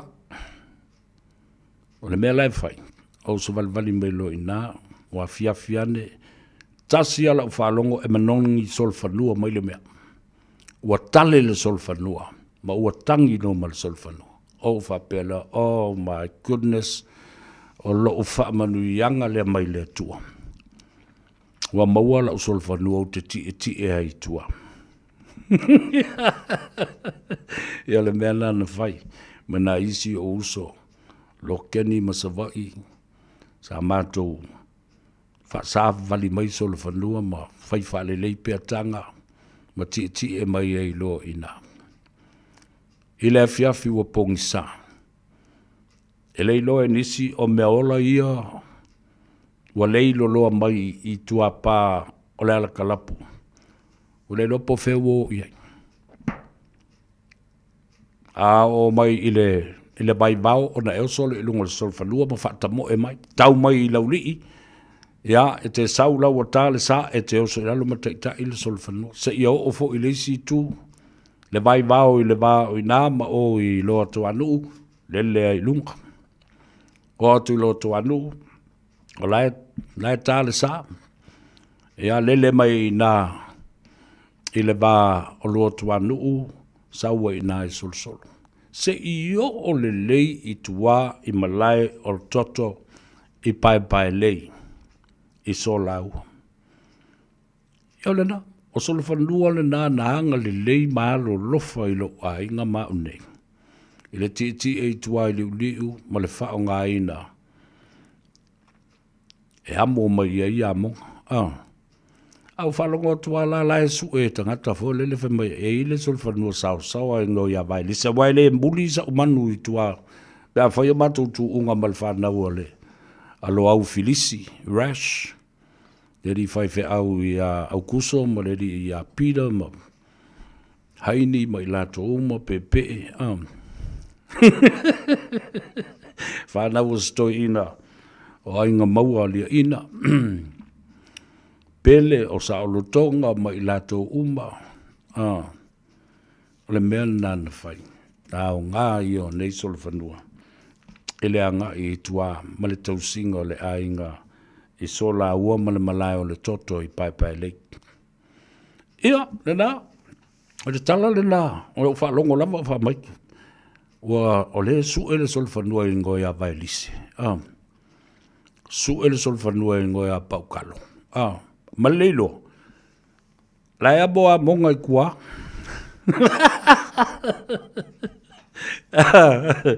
Lai whai ala ko training I tua. Ai ofo lau li e whai mai soli. O wheri mea mai au sol whangua. Whako au sol whangua ng whakau mai pia. E oe ai le teimine nei. Ia, mana tua, wa leba nā tau sanga o mea na whai o tala I titi I le whasoso ani vo le mele. Au ke le longa sa o po kalo po vaelise po ame a o manu papalangi e ngata ai le sao mo le maulu lunga o nei mea ola. Ai tā ua, lana mai e wha o ngā le lei ma tau tua ai I le a inga, le malenu. Ina ua ola ina ua walaulia le mātou tamā, ma ua whae elo na tofi o le tektai o le kalesia le paranesi o whale a puna a o mātou laiti lava. O sol whanua nei e ono e whai uma lātou a venga. Mana I o uso laiti o wae o lulu matua o le whana umale o tangata e tō tele sfuta sile. Ia mana I o tō whawhine. Ia e uta uma I lunga sol whanua. O na ola ia lea. I le asusā ma whaatino ina sauninga. I le paranesi o whale a puna. O le tele o tau sanga. Lala whale nai leino ma sani le leima tele tangata whale a puna ma upu o whale a puna ma. Awara venga I kupu. Ia. Ese lea ngā. Tau ngā I le ngā luenga le atua. Ia. Au ngā I ngā luenga e tautua I le a inga. Aina tautua I foi. Male ngā luenga a le atua. Ia la ia so o sol whanua la ia la tu. Whanau ma whanau a sol whanua sa amatali ai ia. Le au o nanga ma le tautua ia. Toi ngā nuu ma mau te le tua. Ai le ai se nuu a siri o na mātango fie pe o ele. Io e malau whanua. E ola le lei ai le talo le whai. So o se whala au aina I lea ele. Ma na fua ina ai le mātou ta māma au ngā ta mā. Mātua o lo ta mā. Nisi o ele e whawai ele e kalesia Jesu Keriso lau pa ia o aso ngatai. Wa whaangoa ina nei nā lau ele. O le nuu o sā uni atu. La le ngole nu, sa uni atu. O le ngole nu. Na whai ngoe o mātua mātutua. O lo ni tangata totoa o le kalesia. Ea mani tangata e tupunga mai a inga whaipese, musika, whawhiwhia. Na whai ngoi nā ila wile ele lea. O le nuu o sauni atu. O le nuu e au mai i ai sa whaatu wai lea onga. Male e kalesia. Ma whai ma vaenga tūtu tonu o le kalesia. Au le taitai a whaipese ngarat. Le i whaleata ma i vai mosu.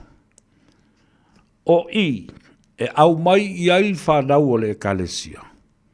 E a oa o atu ai, ma koleni atu ai, ma tā pena atu ai, sauni uni atu ai, e o atu le larulangi, po o whea lava i ai le wala aunga le tangata, a oa uma na tā pena ma sauni mai oe, i to tonu o le tamainu ulea, ua whaingoina, o sa uni atu.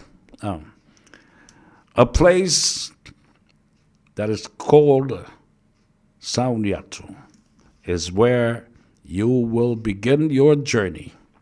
You will be taught, you will be prepared to go forth, and whatever mission in your life, you have been prepared to go forth.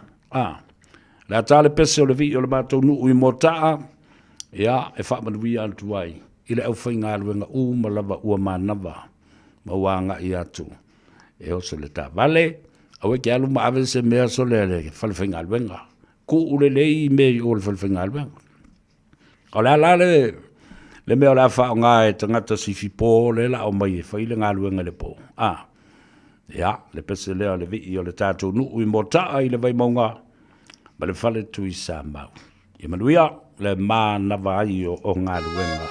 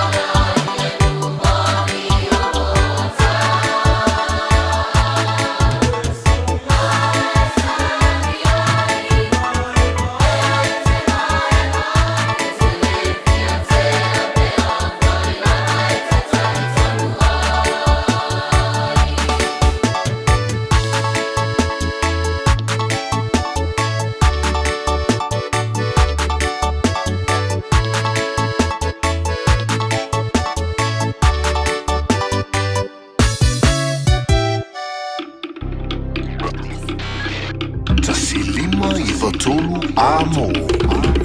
Radio Samoa.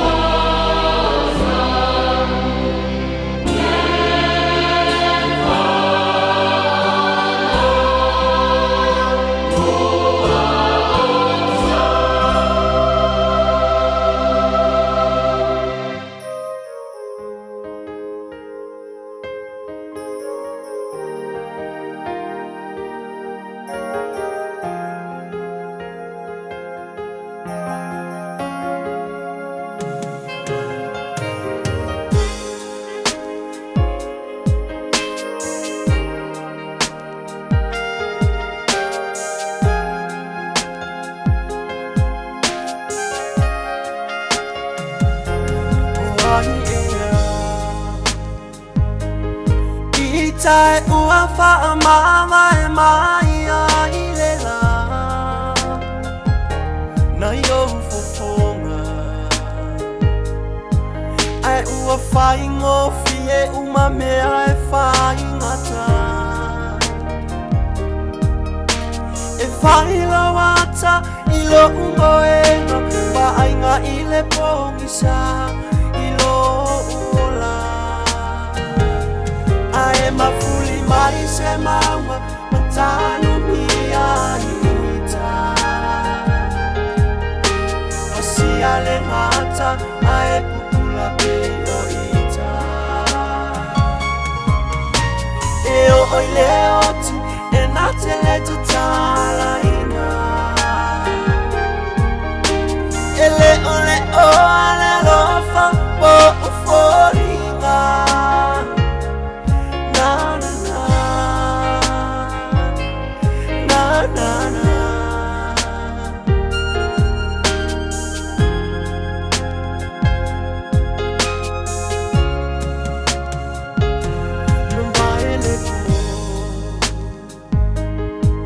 ma vai fo ile au e fia ma usse malo no ilo unde ilo to wale fai no fiele ta fai na wo na o tu ua se lumana e o lai se ta ai o e mai ae mafuli mai se maua matanu mia ita o si ale ngata ae pupula peo ita e o oi le oti e nate le tutala ina e le o ale lofa po o foringa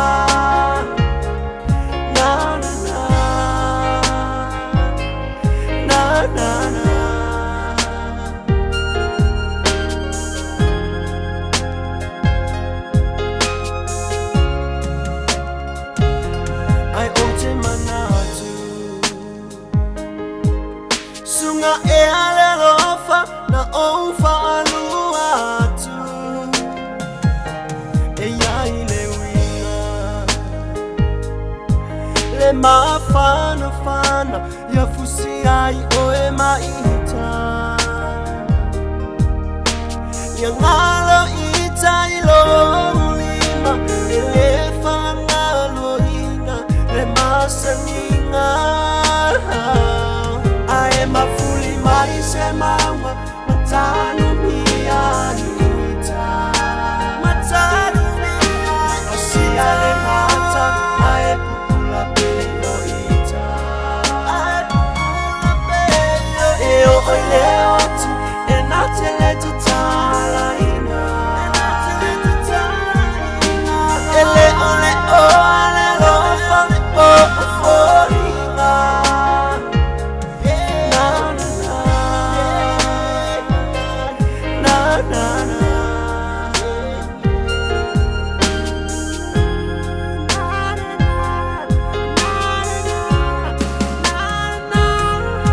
mafuli mai se maua matanu mia ita e ale nā whawhiwhianga sui whiwhiloi o le uli o le manawo ngā ruenga ia whapefo i le ngā Gagaifo Faiva o Samoa i le nei a solua a watu le whamalo ma le whaftai i ngā ruenga le lei sa whatino le nei aso te talo mo lo saunga le mō ia a oanga i atu i maota malawa. O si mei le whafonga o le toitepa le i a tātou tala i vai whanua i le ngangana Peretania ina i a tātou malmalama i fōi. E i fōi mea lai tutupu i New Zealand e te tau o na tātou i loa. Ma i a mata i tuina fōi suinga o ni tūla whono mani mea o tupu mai lea taimi ma lea taimi i New Zealand ei. O si mei le whafonga.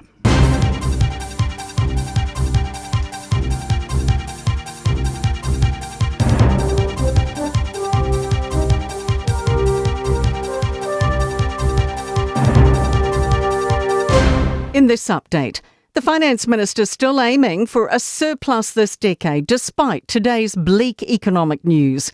Treasury's half-year economic and fiscal update shows more delay to getting the books back to black. The deficit's expected to deepen more to a high of $16.9 billion and not narrow to $60 million until 2029-30. Nicola Willis says a 2029 surplus is very achievable. What that will take is just a small revision to the growth upwards combined with fiscal discipline. And those are two things that our government is committed to. Australian authorities suggest Sunday's Bondi attack was inspired by Islamic State. The mass shooting left 15 people dead and more than 40 injured when a father and son shot people celebrating Hanukkah. 2 handmade Islamic State flags have been found in 24-year-old Naveed Akram's car, along with explosives. Some Australian media report before the attack the two went to the Philippines, known as a hotspot for Islamists, for military-style training. New South Wales Police Commissioner Mel Lanyon has confirmed they did go there. The reasons why they went to the Philippines and the purpose of that and where they went when they were there is under investigation at the moment. A woman accused of interfering with human remains after a dead baby was found in an Auckland wheelie bin in July can now be named as Chanel Smith. The 32-year-old pleaded not guilty in October and is scheduled to reappear on February 18. Lawyer Jun Yi indicated an insanity defence would be argued at trial. Cocaine use continues to soar in New Zealand. Wastewater data shows use of the Class A drug averaged about 6.4 kilos a week across the country in the third quarter of the year. That's 43% above the average consumed in the previous 4. And Auckland is emerging as our cocaine capital. That is news. In sport, Auckland FC defender Callan Elliott's addressed his recent slip-up with coach Steve Corica. His own goal cost the A-League football side a clean sheet in their 2-1 win last week. He pulled me in the office when we got back and asked how I was doing and everything. Obviously, we both know that was a mistake. He just said, other than that, I played well. Just keep doing what you're doing and hopefully I'll hold my starting spot. A painful wait could be worthwhile for Nathan Lyon if he rediscovers his form in the third Ashes cricket test starting tomorrow. He's been sitting on 562 test wickets for 5 months, one short of equalling Glenn McGrath as Australia's second highest wicket taker. That is the latest sport. I'm Raylene Ramsey. Radio Samoa. Taslima Ivatolu.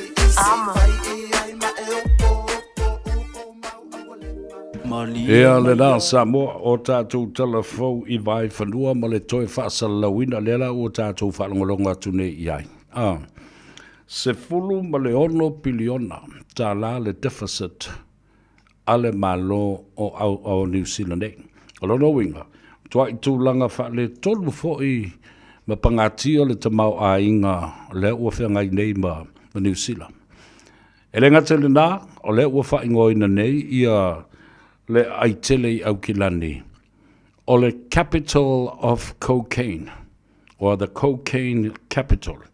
O tō whawhonga mai le mea o le tele o le whala au whasaina, ma le aisa lea ua maua I au kilani nei.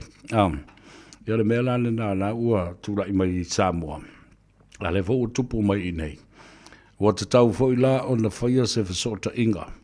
I le vā o le malo Samoa, ma le FBI lele ua tatala le lātou ofisa I Wellington. So soni mai ila I mea ia le ua whatanga atu New Zealand a ngai atu e whaile review o le matanga luenga a toa lava o le malo Samoa. Tanga luenga lo leo.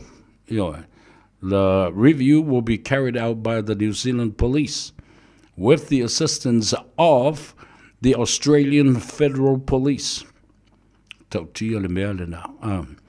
Le mea leo le mea le whaasalave I fo le pe whaalave lave ai I le avatuina o uta o lo o masalomia o lo o iai ia le cocaine maisi na koti ia whapena fo I le meth. Mea matautia le nā. Sa o wawa ia tu le tūlanga o le ata video lea na po e mai Bondi Beach I Sydney, Australia. E leo sa whainga lea na whaia e leo sa na si mawai atu nei. E se ta mā I salama. Ia whapena fo I ma lona atali. e matautia le tangata e suafa ia Ahmed Ahmed. Le toa manu le na lu watua ki kinga le uo le sedi ile i le whanga. Se i whaamalosi le whanga. Ia ai pangalea na toi whana lava ele. Ele si fo i li whaatup whaalawe lava i a stamalea lalai ta oto i a le li. Ahmed Ahmed mai o te tali tonu. I se tūlanga ole a iai se whaamurianga po o se whaaloalo mawalunga fo'i. Ale malo au se tālia i lea fo'i tangata.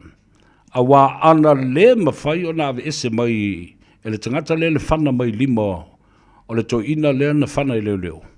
Tusa o le to ina lea o ia malo nā tali i lea sa tū mai lunga o le ala lau papa mata whanga mai i lalo i a tangata. O e na atu e whaai longa ina fo i se aso tā ua tele o tangata Iuteia ma tangata Israel. Ia, ma olo o ta oto nei le whale mai i le tangata toa lea. Ahmed Ahmed. Na ia wha malusia le kikinga ingo le uo. Le sia di irenga i le whanga ai whao le whanga. Tā lusia le tautonga o lea fo i tangata po lea fo i uso ina ia maua matoi whaafosia lona malosi. Awa ana le se i na le tangata le whana mai le tangata lea. Ahmed ia le whana. O te whai atu o le matua to o teleo nis tangata e maali liu. E le na o le to o sifulu ma le to ono e maali liu i le asusa. Ia, tātou te talo mō meolo te tupu i Australia ai mai se Bondi Beach i Sydney, Australia. I le stete o New South Wales. Ina ia toi maua le file mu a o le i o i le kirisimasi ma le tausanga fau. Ia lena. Ona o mai lea o la utala noa ina ua wheiloa i le fionga le li pale mia. Fatasi ai ma le Minster o le vaenga o tinama ta maitai sa pea foi ia le tulanga o le poloketi tasi le miliona tala maanga fasotai ai mai se foi o pule nuu masui o ta maitai o pule nuu manuu mafio anga mai tu malo o pule nuu malava masui pule nuu masui o ta maitai o sui o nuu o tangata whainga luenga i ale malo. O le whainga lea na sawai, le whainga whawai, ale HRPP, le tele o tausanga o mawai. Na lātou whamalo si ai, i ale tula i mai o pule nuu, ma sui o te maitai. E avea o sui o le malo i to tonu o nuu. E mua fo i lai loa le ai e tula epa ma le HRPP me i e tupu le nuu. Ona o i lātou nei o pulenu, masui o te maitai. A whai fo i le malia i ai i atu le epa, i le tōwhia ina o stangata e le usus tai, i whainga whawai le HRPP, ma tu le epa, e tuli, ma wha malolo, e tasi lava la le tala tu le epa, i pulenu uma nei, o nu umawhiu anga mai tu malo, tā momoe. E halu le kuri, e sulu le ulu, e le aisisi e toe tau tala mai pe whatau te e mai i le me e whaia tuai ia tu le epa. Ai o le nganga moni o le fionga i le li i pāre mia, malana whainga malo le whatutua i le tua Samoa o tasi whatasi ei ma le Minster. Le fionga ia Honourable Whauowo, moi Whauowo Julius Akui. Ina ia whai loa i tu malo, ma sui pule nuu, ma pule nuu, ma sui o te maitai. Fuafuanga alualu mamao mo le manuia.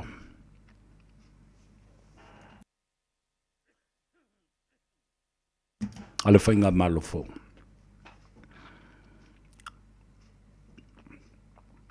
Whaalawi loa a tina e manuia ai. mo lesi 5 tausanga o i luma. Ma o tau tino ai le fionga de di palmia. E le toi mawhai o na whaia tō tasi e se whainga malo e peo na e le taimile nei se ngā luenga. E atina e le malo e mana o mia i tū tino nei e tolu. Le malo e pūlenga ma malu ali i ma whai pule, ma pule nuu. Ma awhio anga te tasi mai tū malo, whatasi ai ma le au whai ngā luenga tu tofi e le tua. Ngā luenga le tua, le malo, pulenga nuu, matangata nuu ma.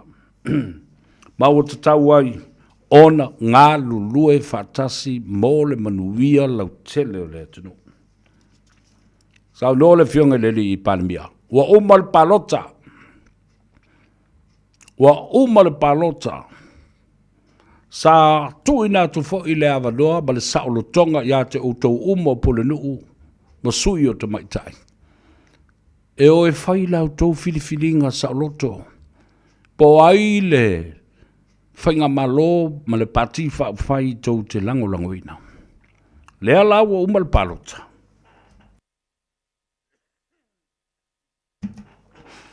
E le to e tatau o le whaa lufe sasi ma le mautonu le mawhauwhau o le pule nuu ma le sui o te maitai. O lau tau tō whaa ma lau tau whau tau tanga. E lima tei na hai le malo. Tatia e se la ia leo porkiki. O sui le whainga malo. Tau tua nā ma au tau. Ta iala ia o whaata oto atu. Awa le tātou poloketi e tasi le miliona tā la, lea o le a 2 miliona tā la. Ngā wai mai o tau loto ma lau tau whā ma le whautanga. I le malo fau lea o tula yatu. E le ise mea, o le a toe a nga i ai, e langolango ina sisi pati whai na o no mai a ngai le malo. O lea lalo tau me le whai tonu i. Pea whai tau teo mai, o lea lava e na nau. Malalango o tau loto i o ini tangata la tau te le toi whai a tonu o le malo, ma le tonu ule nei.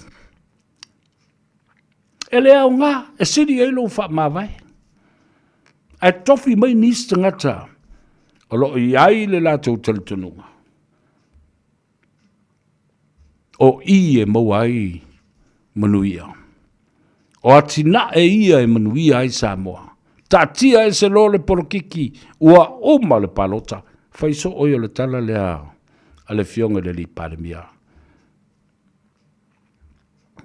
He has emphasized this and stressed on this statement. The election is over. It's done and dusted.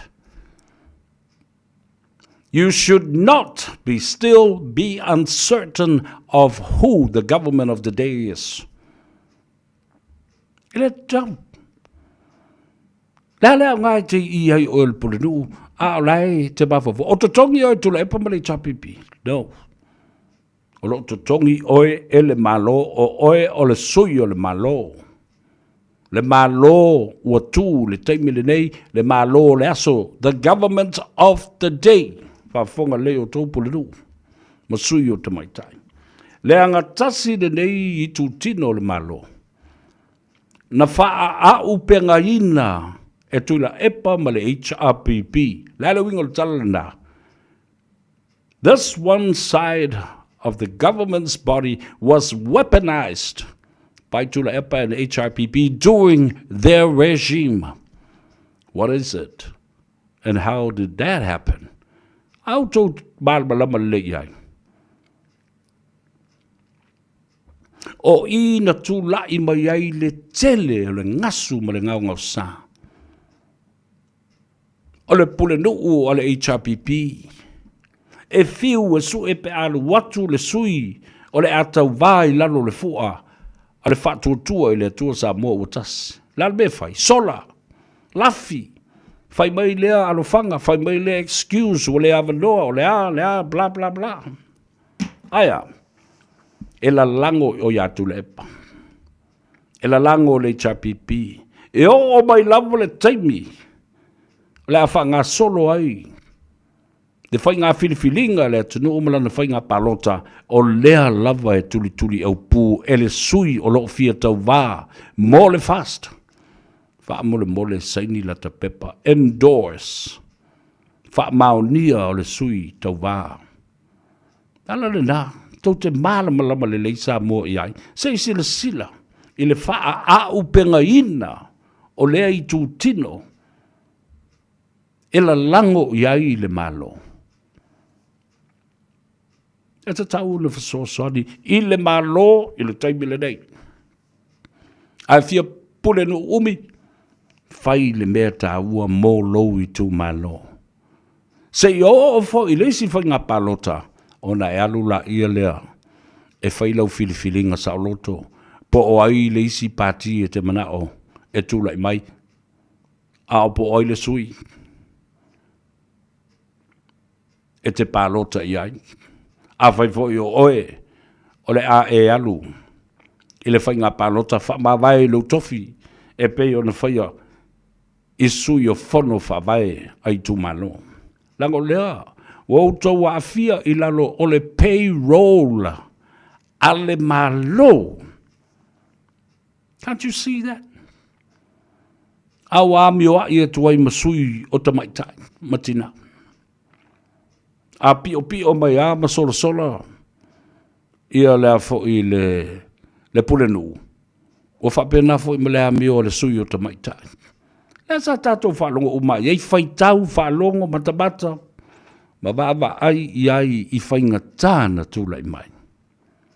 E le whaingo fie le awalana ui mai le whainga malofo. La le mele o whai atu nei. Alolo wha mai. Oi e pa uiai, le wha le tonu, oi tu ma lo ma la tu watina, le la 2 miliona, tele mea whaingata, sa tātou ui mai ai, le angai fau le poloketi. E tele mea fau o tātou wa uina mai ai. It was a brand new project. We have learned so many lessons as we move on. There was no mechanism of monitoring the system. How to prevent problems that arise from time to time. O le mea moni ale nā. Lea la wa tātou tilo ne iai. Wa o mona whata oto mai li poti. Toi teu isi whainga whamai. Sa whata mala isi tangata sa avea ma teitei whono. O le poloketi. A o lea la wa whailoa i le palemia ma sui pule nuu o le i tu malo uma. Nono winga la 5 fultasi ia pule nuu. 5 fultasi foi sui o tamaitai. E foi la masui pulenu. A sola la le pulenu, e sola tuai ma sui pulenu, sola tuai foi ma sui o tamaitai. O ai la atua iai.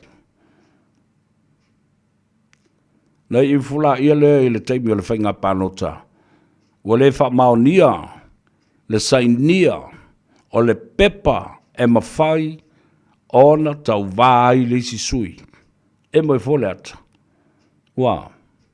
Wale se palo tal nai tu malo. Na fo i tau te sila fia le leia. Na tupu mai fo i tuai. I le i tu malo. O tu le pala tau ia. Tupu mai isi i tu malo. Leala ua faa mau popo le lei. E le fionga e le pane mia. Mau ngani atu. Matatalo atu. I sui pule nu uma. I sui uma ia o le malo. A fio mai tātou nuti mea fatasi. Tātou militino fatasi ina ia manuia le atunu. Se ia unia fo le si liba tau sanga lumanai. O na uto wola ia le fai le tau filifilinga sa loto. Po ai e fai ele tau palota. But at the meantime, i le teimi le nei, all I ask of you is your commitment to the development of the economy of your constituency and the sustainability of growth and economic growth. Ta ua ia le whaalongolongo le lei. Mai mau pe ana. Pe ana se I tuu le ava noa I le malo. Ta tia I se ea. E se ia porokiki. Ma ia whainga whapea. Ala whawhea. Ona e toi whatutua ida se whainga malo e leo toi tū malo. Ala whawhea na whaile I tū malo le te pule nuuai. Ma le manuia o tangata ia e te whaalongolongo mai leo talanoa tuai o tau sui fo I o tinamu te maitai. Dale me la ato lanu atuai lanu o ia awari I la tau ia. La meu le avea I o tau. Ma to o manga. Ma va whaola. A ua musu ele pule nu e whai, sau o ele sui o tinamu ta mai ta I whai me lea. Whai e lo wha maoni me lo whai me lei. O tau o le pae ma le auli.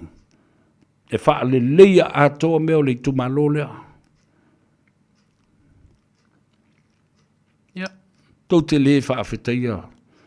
Le nāla ngā manuia o lo o tau moa e tu sai ma tupe. E le ngata le tu malo e wha pena fui ono tongi ai o tau. Ia o tau ngā ruenga. O lo o whatino. O mai leo talandoa I le vaenga leo le poloketi. Lea o lo manino le lei. Le tāwa vaeina o tiute. Mamata whaioi ale malo. Ese mai I atinae. O nuu mafio anga mai tu malo. De 2 miliona le na le whaila o tau atinae.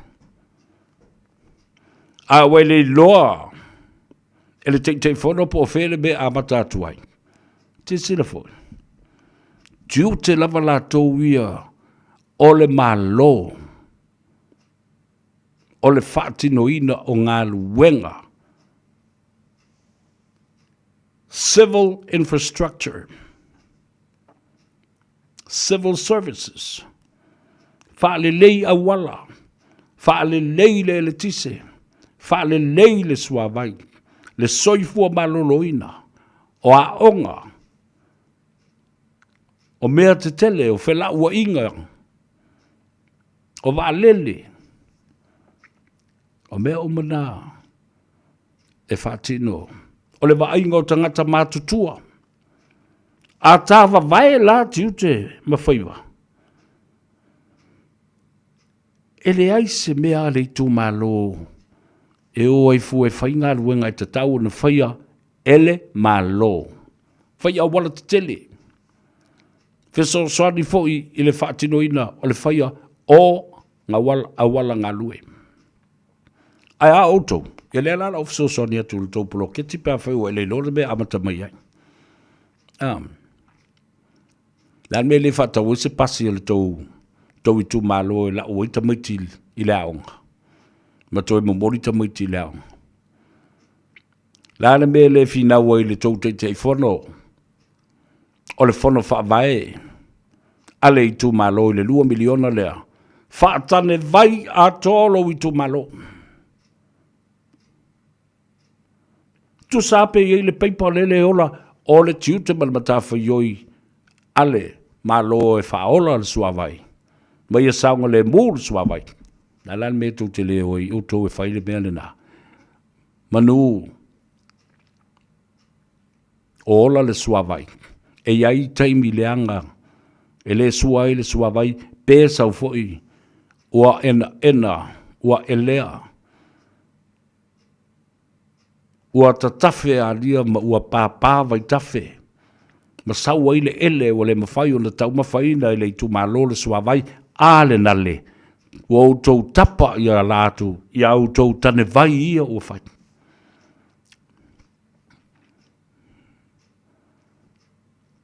Ioi, o le mea sao le mea le nā. A whapeo le I tu malo, e fia nu. Ia tofu le nu o le nai tu malo. ma le tane vai te le la lua se lau lita ai lua se lau wafe lita o le matua te le a pepe paipa ma fa le tolu mai le sua vai ti munga ma lolonga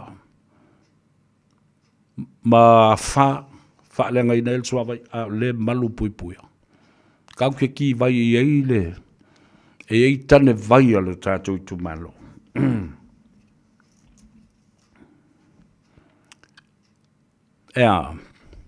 Manil na me amatai.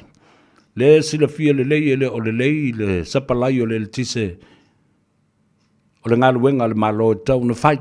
Dan mo o le mwhai ai o na whaatau ni afi ele tise se tolu pe wha le tu malo. Mo le tu malo atoa. Au na wha le tolu mai le tise ki kako wafi. Ola atoa le tu malo. Mea na e ta o ati na e ave ei le whamomua. Ai asi na rua se lau wafe. E whaanganga. Pose se lau wafe fo e whaanganga. Mō o li ima tamai tai ia o onga oma o le tumalo. E anga i ima tata ese mawa lunga. Whapena fo i universite. Put aside 200,000 or even 100,000 for the children of the constituency, young men and women who finally get to attend the National University of Samoa or even technical institutes, the higher places of learning. Ma avenga. Le umana le sa no ye le fiongo le li palemia. Fa faingo fie me o fainga ta. Fa ma avenga I me o ma fatele.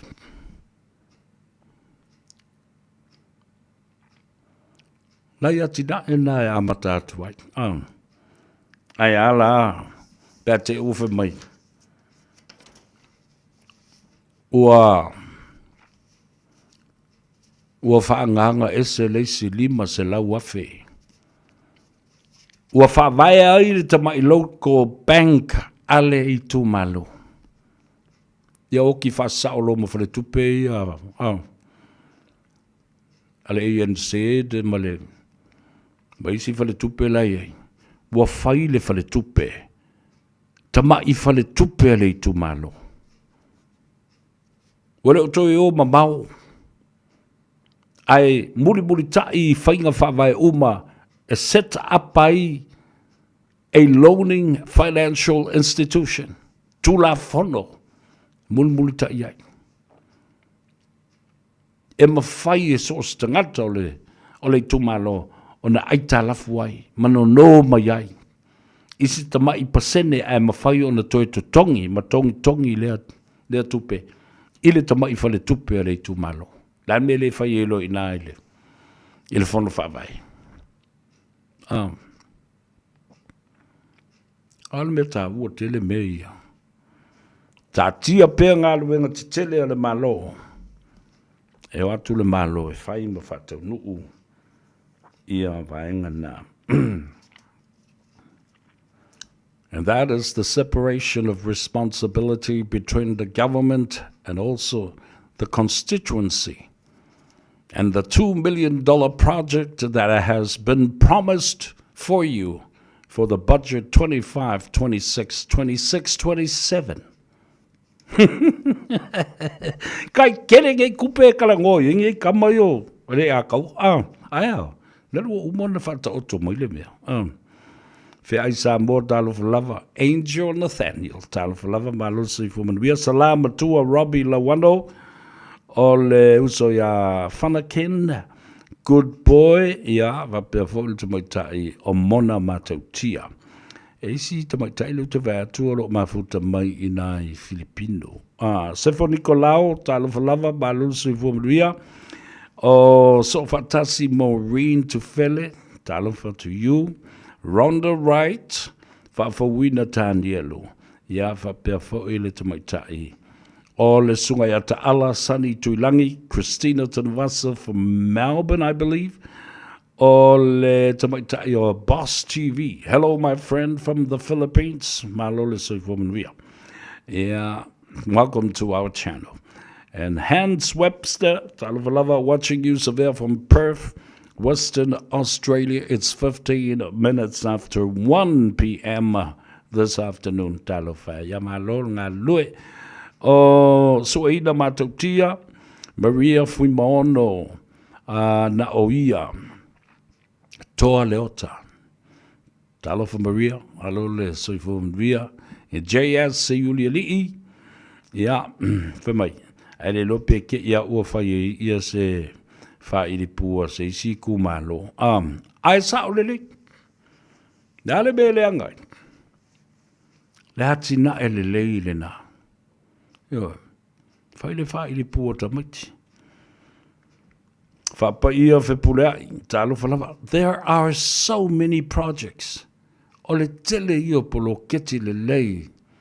E mawhai ona whatino, pe a le lei ma fau tangata, le lei le lātou tō whā, e ala e le mata moe, e ma fau i lea mea ma lea mea, e manui ai, i apo se ngā ruenga so whatasi, e ala, a whaila le bankal nāia, lima se lau wafe, a mata le tātou whale tupe, ioi, e a mata ona no, ile se lau wanga ile lua se lau tā la. Fast, quick and easier transactions. Vave lava. Teimi vav. Napa ina le malo se lai talaf. Ina ia lava le tupe. E wha soa mo isi tangata uma. Aua foi nei wha whaingata ina criterias ma mea whapena ia e a foi e wawe e unga mai i kangaka. Lona lote talo whalava malole soifomanuia. Ea. Oisi vaenga siu te wawai talo wa Angel, Nathaniel, le Musa Alatasi, talo whalava malo. Whaftaina mafuta mai. E te wati maiava is watching you le ato severe. Ea whapea fo I Maria whanga ima. Watching you from Salt Lake City, Utah, Kalama Aingamoa, ya maleto tele alo'o mafuta mai. Ilunga le tātou apia fōlinga ma le tātou Facebook page, ia whapewhot le tātou YouTube channel. Ia le nā utoe whamalosia le Village Phono Act, iwa sifulma le iwa, le review, ia po le toe laulili wina ma toe autilo, ma au talu ia le nā fōi baenga ina ia whesoso ani, I le tāo fia o whala au whasaraina. Drug is blood money. O le tupe ua tafe ma masaa I le toto. Ma ua le toe malu fo I Samoa I le teimi le nei I le wā ma ai atu iai. Pea whai, o le whainga lava lea. Tu whau whapea. Ua tele le nā koti ma whala au whasaina ma le aisa I tonu o le tātou atanu. Aso ana nafi na tatala alo ia ai, ia sae lima. Lima alia. Iau fiele tai tō tolu se fulu wha se fulu tangata e o I tai le whale manono I lo mātou ainga le tai. O le mea lofa lea I apani. E tau wia ai ia le sao fo I matau o Samoa. Ai maise le ainga le tai. I lana fesosoani ina ia whaititia. Ia le tūlanga o le whaaleanga ina o le osone. Whapea fo I le tūlanga o le sio manga. Climate change. Lima leiva ai o I tai. I le toi alu se pensini po o se swau utiso po le alava. Woi le maa. Nona winga te le toi whaalongo le pa o lefi. Na pau le langona Ia po o le leo e te whaalongo iai, o le pisi sampi. Ai te le toi whaalongo o toi se afi fo le tiso po le tis, kiso po o le suau, po le pensini foi. Whaftai a pani, i le nā mea lofa mo le ainga le tai 5 alia. Tai tolu se fulu, le tai fast food tangata e ofi ai. I le tai mia tasi ma le malanga, i tai ma le toi foi mai. Tawa lunga atu leo se manatu i la ngona sa o iai i le fia tele ma le nganga whaaftai. I le tai awan le la ina ua usuia le fono le pāle mene ma malu a Samoa. Mai ale sau ni ngano tu la i fo i le fong ftelai whawhiloa i le atunu ai maise le mamalu o le pāle mene le pāle mia, le au le malo, le kāpeneta, le fono sui tofia, sui pāle mia e tō lua ma le sui fong ftelai, kāpeneta ia whapefo i sui whaipule uma o le pāle mene. O le nganga sao o mai ina ua toe whafonga ina le ingoa, le swafo le ingoa matua, ia ale vena ale, e avea ma minister, e sui tūlanga i le fionga ia anapu seve te i fuimono. O se anganga matautia, na malingi o loi mata ma o whaafta ia e le li. I lau wawa i atu e le toso mai o le wheelchair ma le tūlai o le toa lava manu le fionga i le ingoa matua. Le toa wha i le ingoa matua ia ale vena ale.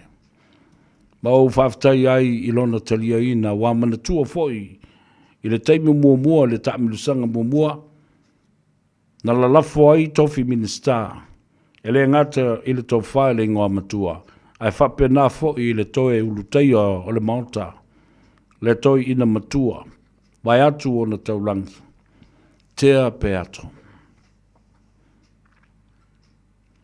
Aina te ena.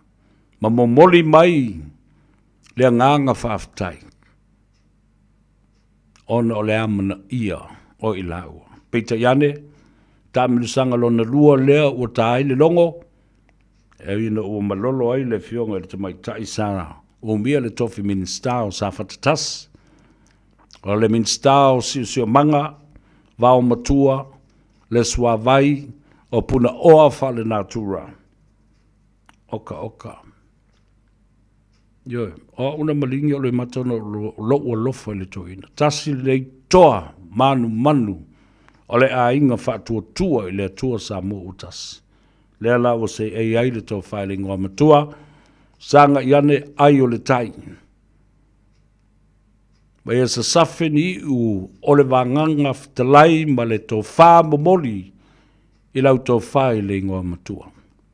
Ia maua lo malosi, whāfua loa le soifua tautua au auna ma le ngalue. Mō Samoa, mō na tangata, mō lo i tū malo ai sili le atua malona viinga.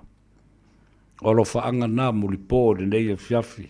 Wau te mana tū al tō ina nei. O umo uso sa feel ta longa le o le fusu na e mal malamba le ai e le nka mai fusu fo sa siampini le tele opang a ola o yaito ina matutua nei o shusta fa pena fo I ale vena ale o le tamam matua o fo langi le fo longa Eric Fatupaito e mana tua la o le tusi ai ale tate fusu le po o le special le na o le po o le sunga sepin. O veni mea, o tusi ai ato e whapea mai lunga le tuli manu le tu mai, Harry, fusu, kwa fusu.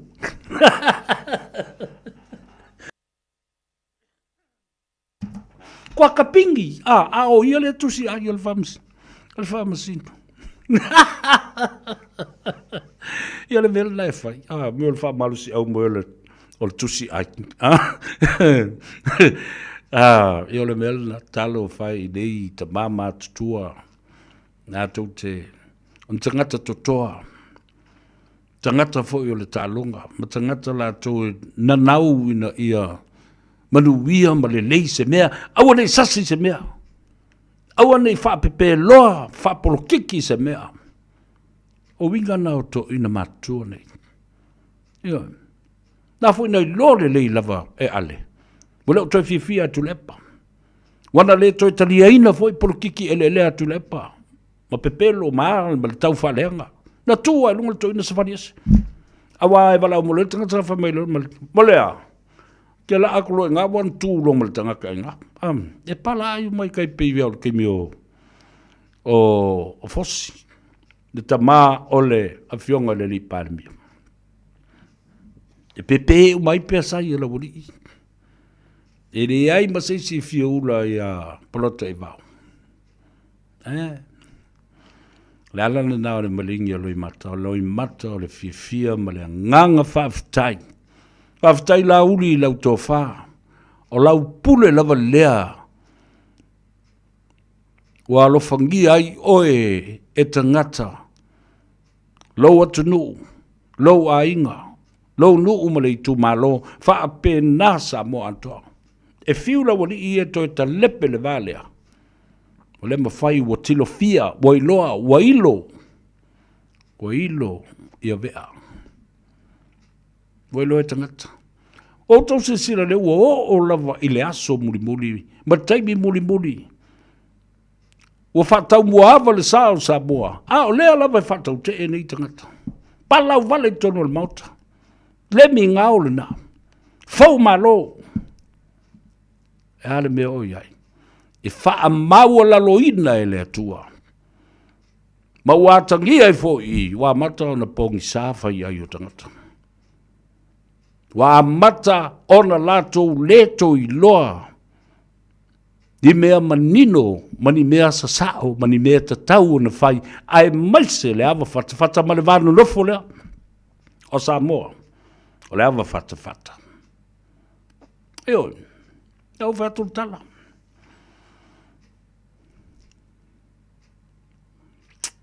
E si fai pule i au te vavai atu nei, ai tu rou tofi o i tu malo.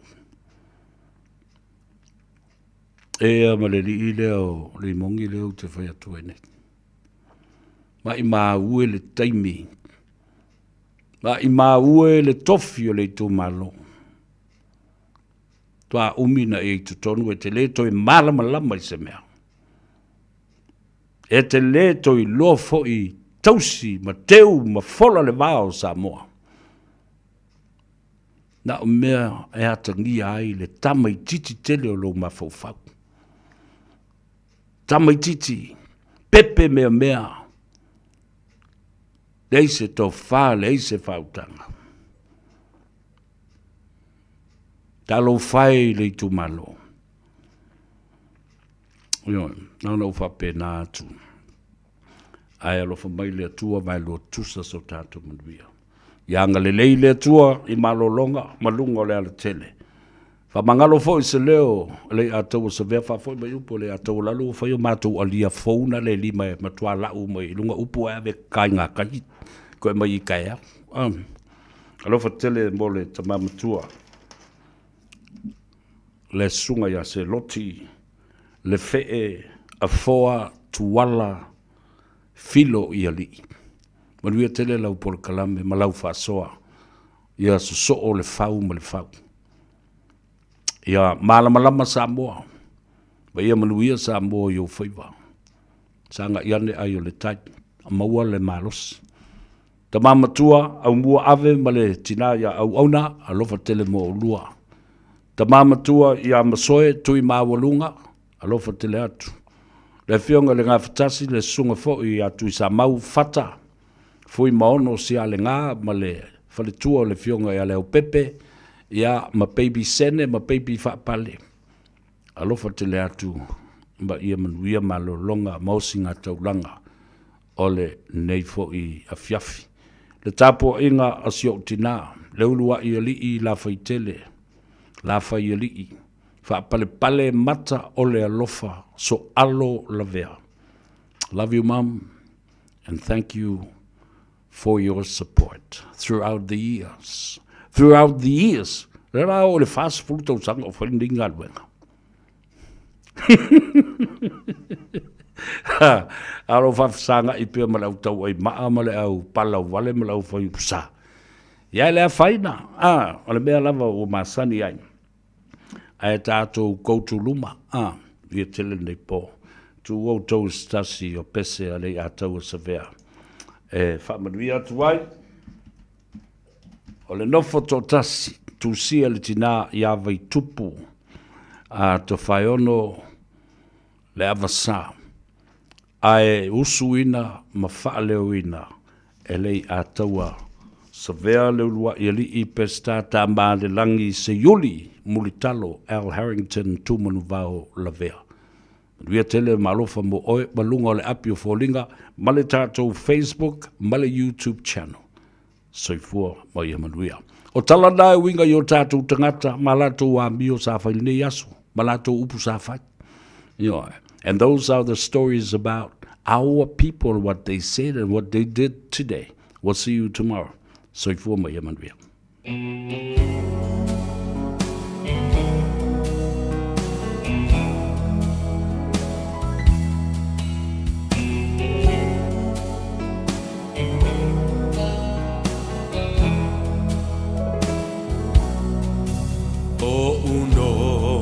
Foto atasi mafaufangae wasautua nasi lea lo fahe mo oe wapei o se mai awele lai se iangi mai si o le oe tafia falongo iai la upele ea o fea o e iai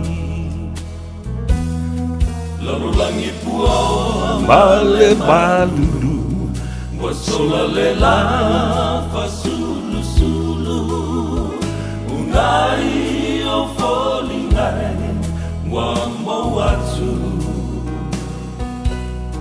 be ana ela talata mai se fusia ma e fai mai la upele ea wasili o e leva